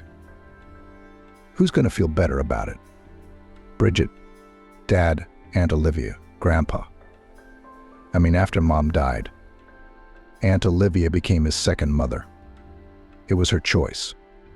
So she didn't know that Dad and Mom loved each other and that I was really her husband's son. Because what normal woman would take in the son of her husband's mistress? So if she and Grandma reveal this truth, a lot of good people will suffer. No, we shouldn't do that. Let it go as it is. Life will sort things out. But how he wanted to tell his father the truth, that he knew about their love with his mother, how he wanted his father to know that he, Daniel, knew the truth. Couldn't it be okay to tell his father? Daniel thought. From the lines of the diary, it is clear that my father recognized me as his son. Many questions did not find an answer in Daniel's mind, and he didn't know what the right thing to do was. Between the pages of the diary, he found a photo of his mother and father together. So young and happy they were in the picture. Dad, how much I look like him. I'm just now seeing it, Daniel thought. At first glance, you'd think it was me hugging my mom. Daniel found a suitable photo frame, inserted the picture into it, and set it on his desk. He smiled at the picture of his parents and his thoughts. His mom is gone, but he has his dad, and no one can take that away from him. Grandma, how is Grandpa without you? Didn't you tell him anything? Daniel asked. He only misses me. We were never apart. And now, no, I didn't. What if I had a heart attack and he's alone there? Grandma, go to him. There's no reason for you to stay here. You looked at me and realized that I'm quite independent. I'll manage. I understand. But my soul still hurts, sighed Grandma. Grandma, stop it. Here, sit here. Daniel sat his grandmother down at the dining table, made tea, poured it into cups, cut a loaf, took out butter, cheese, and sausage from the refrigerator. How am I doing? Smiling, he asked his grandmother. Are you coping? I'm aching for something else. What's going to happen now, Daniel? I'm talking about what you and I found out. Nothing's going to happen. You know my father knows, and I know. And I don't think anyone else needs to know. Grandpa's a heart patient, Mother. Aunt Olivia's old, and I don't think she's in good health either. And Aunt Olivia herself, what if she finds out? I feel sorry for her. Who's going to be happy or healthy, Grandma? No one. Granny sighed. You're so young, Daniel. And how wise you are. Virginia would be happy to see you. So no talking? Silent. Then Daniel agreed. And Bridget, it turns out, is not a Jay's own daughter. Do you think he knows that? Danielle asked. Maybe he already knows that, Grandma. You and I better stay out of it. It's not our secret anymore. I don't think so. And I somehow doubt that the old me, I may not understand something, replied Grandma.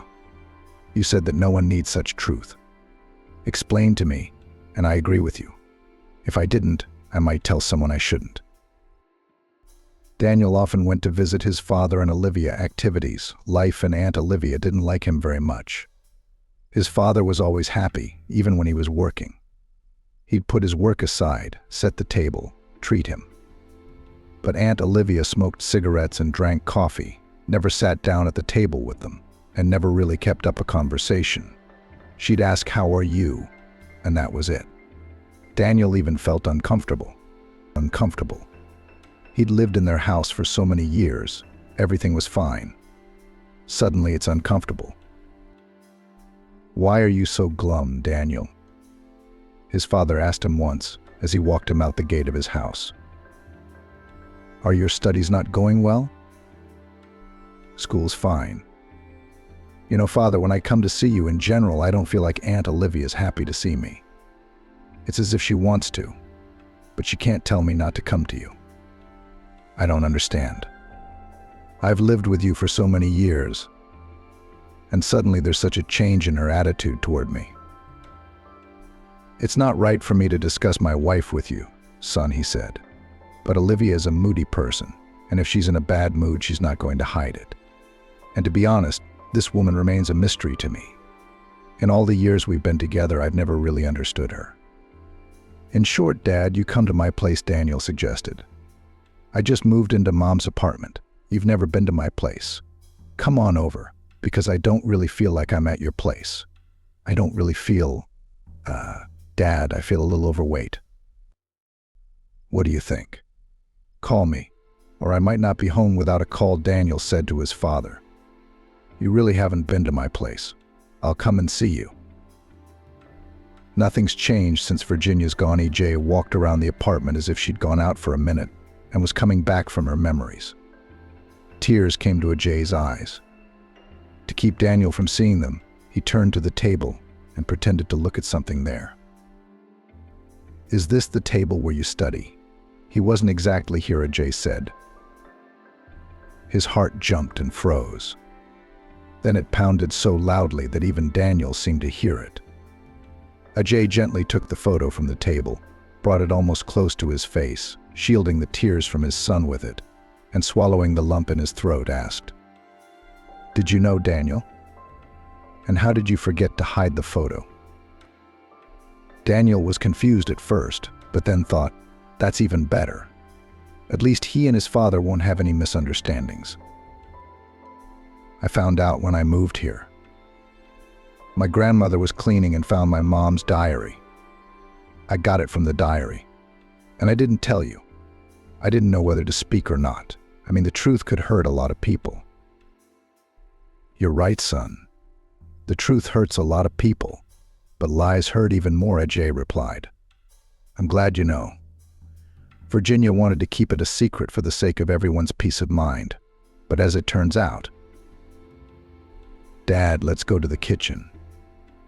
I bought a cake. Would you like some tea? I have a terrible sweet tooth like Virginia. She had a sweet tooth too. Come on, we'll have tea. But there's a lot of things we need to talk about. You're an adult. You should know everything." "Isn't there anything stronger than tea?" Ajay asked. "No, Dad, I don't drink." "Please don't drink it either," Daniel asked.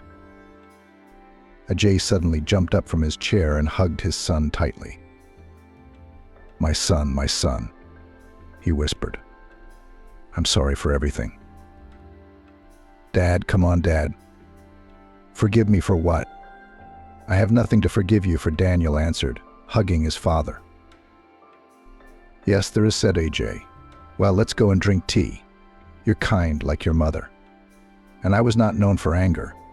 How do you like it, son? Stronger?" "You know I like it strong."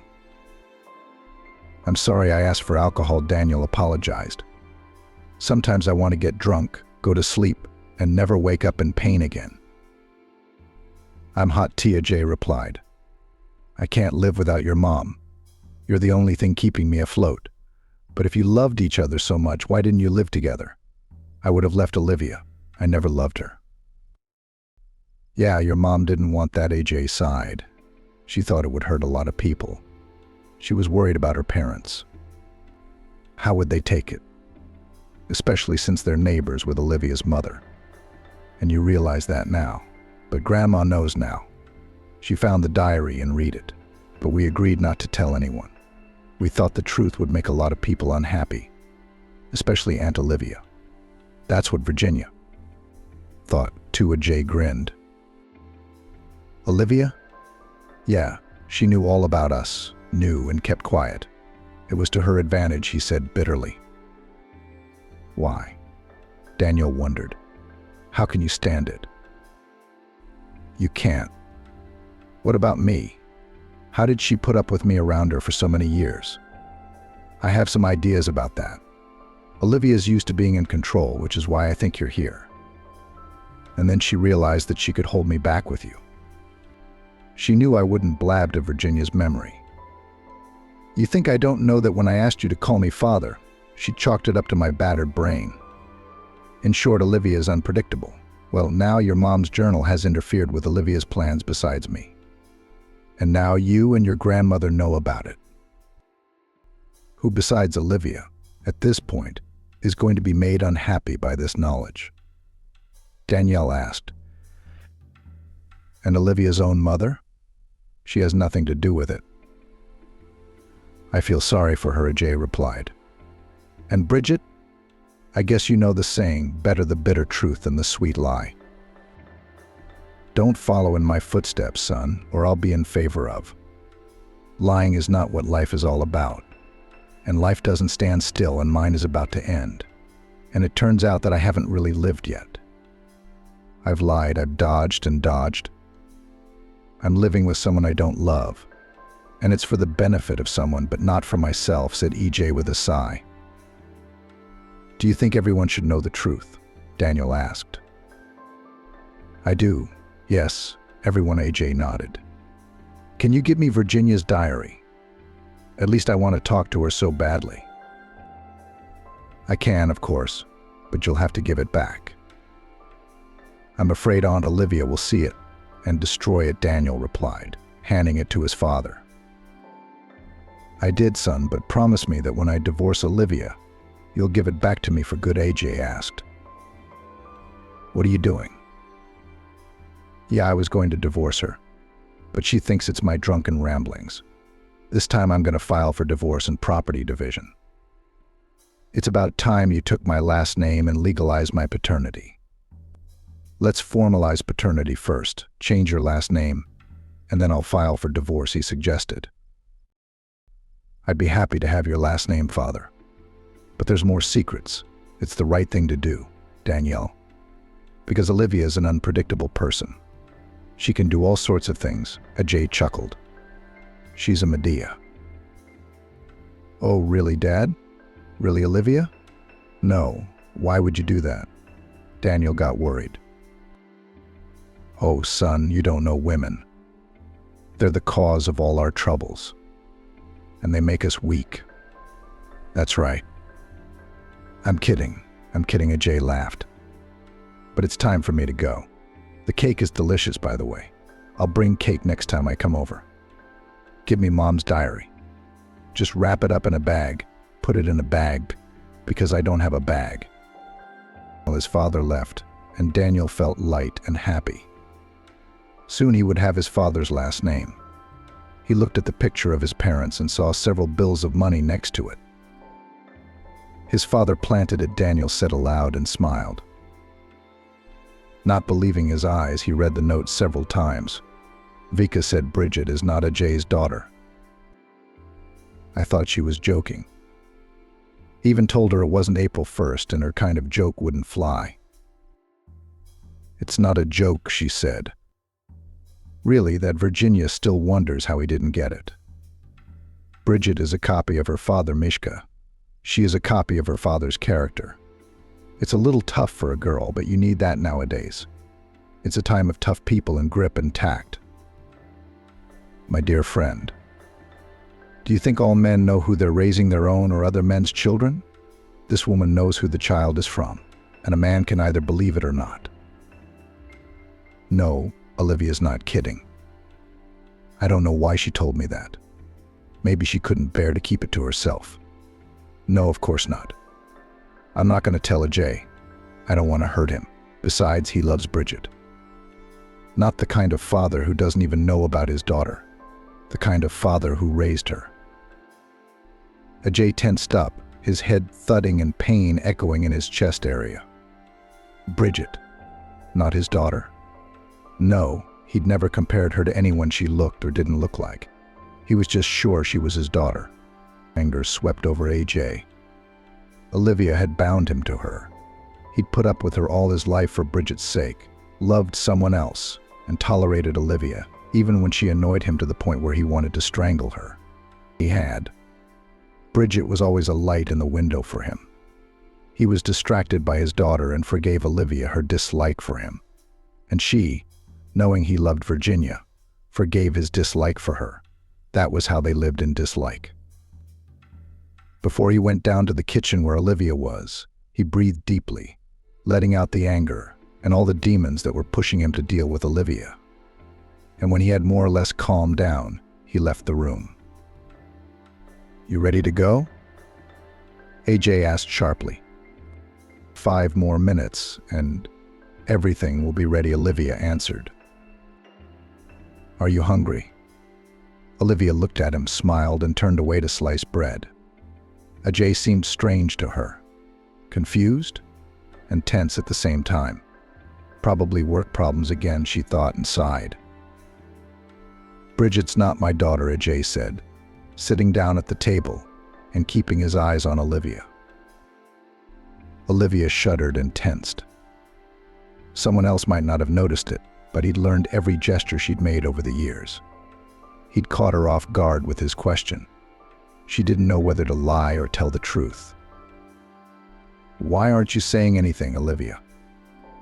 I asked you a question, AJ asked calmly. He calmed the storm that was brewing inside him as he read over and over the paragraph in the diary that said he wasn't the father of his daughter. Olivia tossed the knife she'd been cutting bread with and turned sharply toward Ajay. No, he couldn't read the fear in her face. It was more like triumph. She raised her head proudly and looked up at him, smiling. Well, yes, Bridget is not yours. So now what? I'm wondering how you know that. Virginia knew and no one else knew. And you kept quiet all this time, and now you want to find out. Olivia wondered. What's the point of all this fighting now? No, I didn't. I just found out. You lied, and it ruined your life. Oh, come on, don't be so hard on yourself. Olivia snorted. Virginia had told it in her diary and revealed the secret. So now you're going to give up on Bridget? No, I'm not. I raised Bridget, so she's my daughter and my grandchildren. But when I think that I could have had a different life, a happy life with the woman I love, and because of your lies I missed her, I squeezed her out. But with the woman I love, I would have lived. Don't forget that you met your beloved thanks to me. Olivia smiled. You'd never see your beloved again. Where would you have met her? In a village you didn't even know the name of. I'm a fool. What is this? The snake was pulled out of the wilderness by a friend, the mother of her friends, Virginia. I felt sorry for her, and she returned the favor by being ungrateful. I don't want Bridget to know that I'm not her family, Olivia realized. That's all I want from you for now, and I won't. I know she loves you. Sometimes I think she loves you more than she loves me. And her kids adore you. What kind of evil am I, ruining all this? So Thomas didn't want to marry you. Are you trying to trick me? He didn't even know Bridget was his daughter. I knew even then that Thomas wouldn't make a husband or a father. He's a fickle man, not a husband. That's why I didn't tell him anything and decided to make you both husband and father. Oh, Olivia, you're so full of it. What's the point of rehashing old times, Ajay? We've lived our lives. And you were no angel, upsetting me with your friends and your antics. I raised your kid, you raised mine, and I've seen enough of your drinking. The debts are mine. What's the point of all this litigation now? As they say, you don't change horses at the crossroads. And you and I are already at an advanced age. Or is there something on your mind? Olivia turned on the coffee machine and lit a cigarette. Were we going already? Why is that smoke stinking up the place? Ajay asked unhappily. Olivia put out her cigarette, turned off the machine, and began to set the table. Olivia, I don't get it. For 8 years, Daniel had lived with us, and you treated him like a son? I respected you for it. What's different now? It's like you don't want him to come to us. When he lived here, I was more relaxed. Now it seems like he's coming for you, to take you away. Ajay laughed. Where? Nowhere. Where? Take you away from me, from our house. We didn't love each other and we don't love each other, but still. And tell me, do you believe that those who loved in their youth, after living such a long life as you and me, continue to love each other? I don't know. I haven't lived with my beloved, answered Ajay. And I know a few who have kept love, and the rest are like us, living out of habit. Again, children and grandchildren bind them. And you know what to expect from the one you live with? You're probably right. I think I'm probably right. What do you got there? Can't get enough of the good stuff? Lamb stew? Olivia replied. You're a good cook, that's for sure. Ajay moved his plate over to her. They say that the way to a man's heart is through his stomach. That's not true. I didn't reach your heart with my sincerity. Well, maybe it's not too late. Maybe I will. Flirtatiously looked at her husband, Olivia. I took the joke, smiled Ajay. And I'm not joking. I do not want to spend my old age alone, even though we live without love, but habit is a serious matter. I know that you are up there, upstairs, strictly teaching your translations, that I should prepare food. Our grandchildren come and enjoy us, and we enjoy them. If all this is ruined, how can we live again? It's too late, Ajay, it's too late.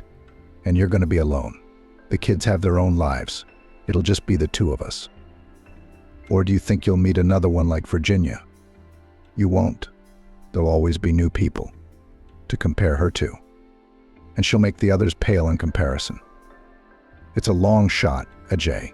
It's not the right age. Think about what I told you. Think hard. Have you noticed that we haven't really talked to each other in the last few years? Ajay asked. And today, what I found out today set us off on a revelation. We talked, and it wasn't as bad as it seemed. Ajay smiled. Bridget's pushing us toward each other again. Or is it just some kind of obsession? You women know how to work your magic, don't you? An hour ago, I was ready to kill you. And yesterday I wanted to divorce you. Ajay smiled. I guess the stew does have that effect on me. And now what? What now? Olivia looked at him anxiously, her hand reaching for her cigarette. Now, I don't know. I don't know anything, Ajay replied. I know. Olivia turned on the coffee machine. You don't have to break what you already have. If you promise that you won't divorce me, won't walk away from me at the sight of bread, tea, and coffee, then I'll accept you like family. And please, Ajay, stop drinking. Stop drinking. I mean, you can stop drinking. I know you're strong. Is he strong? She really thinks so. Ajay was surprised at his wife's words. She always thought he was weak. Now all of a sudden. Or is this another one of Olivia's tricks? And you stop drinking liters of coffee and smoking, said Ajay. Can I not smoke? Yes, you can. When I'm nervous, that's when I reach for a cigarette. You can drink coffee, but if you drink a little, you can't drink too much in your heart, said Ajay, smiling. Daniel knows I'm his father. He got it from Virginia's diary, Ajay said. Olivia shuddered. I'm going to give him my last name. I wanted to keep it a secret from you. But you blabbed, AJ continued. Then everyone will know. Almost everyone knows. Then he'll claim our house. That's right. Bridget is the Harris, and Daniel, and Bridget is our daughter, and Daniel is our son. I don't want to lose the house. Olivia's lips quivered and she cried. I've put so much effort into it. I want to live in it until the end, until my end. I feel it as mine. And the house feels it. I've grown into it. So who's chasing you out of it? You want to divorce me? Which means if anything happens to you, Danielle's going to want a piece of it. My house would be torn apart. Olivia wouldn't stop crying, which means I'd be torn apart. She finished one cigarette, but she should have smoked another. Her hands were shaking, her voice was breaking, and he looked at her, her shoulders were shaking. But on her tired and already not young face, and he felt incredibly sorry for her. He caught himself that in all his life he had never once pitied her. And she had never cried. Never. And now Olivia and he, Ajay, were getting weaker. Ajay realized she needed him. And he needs her. Need her, strangely enough. And not just because he suddenly felt love. Pity is stronger than love. He just realized that now. He went to her, took the cigarette from her hands, put it out and hugged her. The one he had been ready to kill an hour earlier. Don't cry, Kieran, don't cry. Everything will be all right. No one will ever kick you out of this house. We'll just make a will for each other, and if either of us dies. Anyway, is that any way you believe me? Not stopping crying, Olivia nodded affirmatively and hugged EJ. Will you forgive me? She asked Ajay. There's nothing to forgive, Bridget. My daughter, EJ replied. Olivia just said he was strong. She was wrong. He's weak in front of women, in front of their tears, weak. Women have a way of making men weak. How do they do it? Ajay thought, holding Olivia in his arms.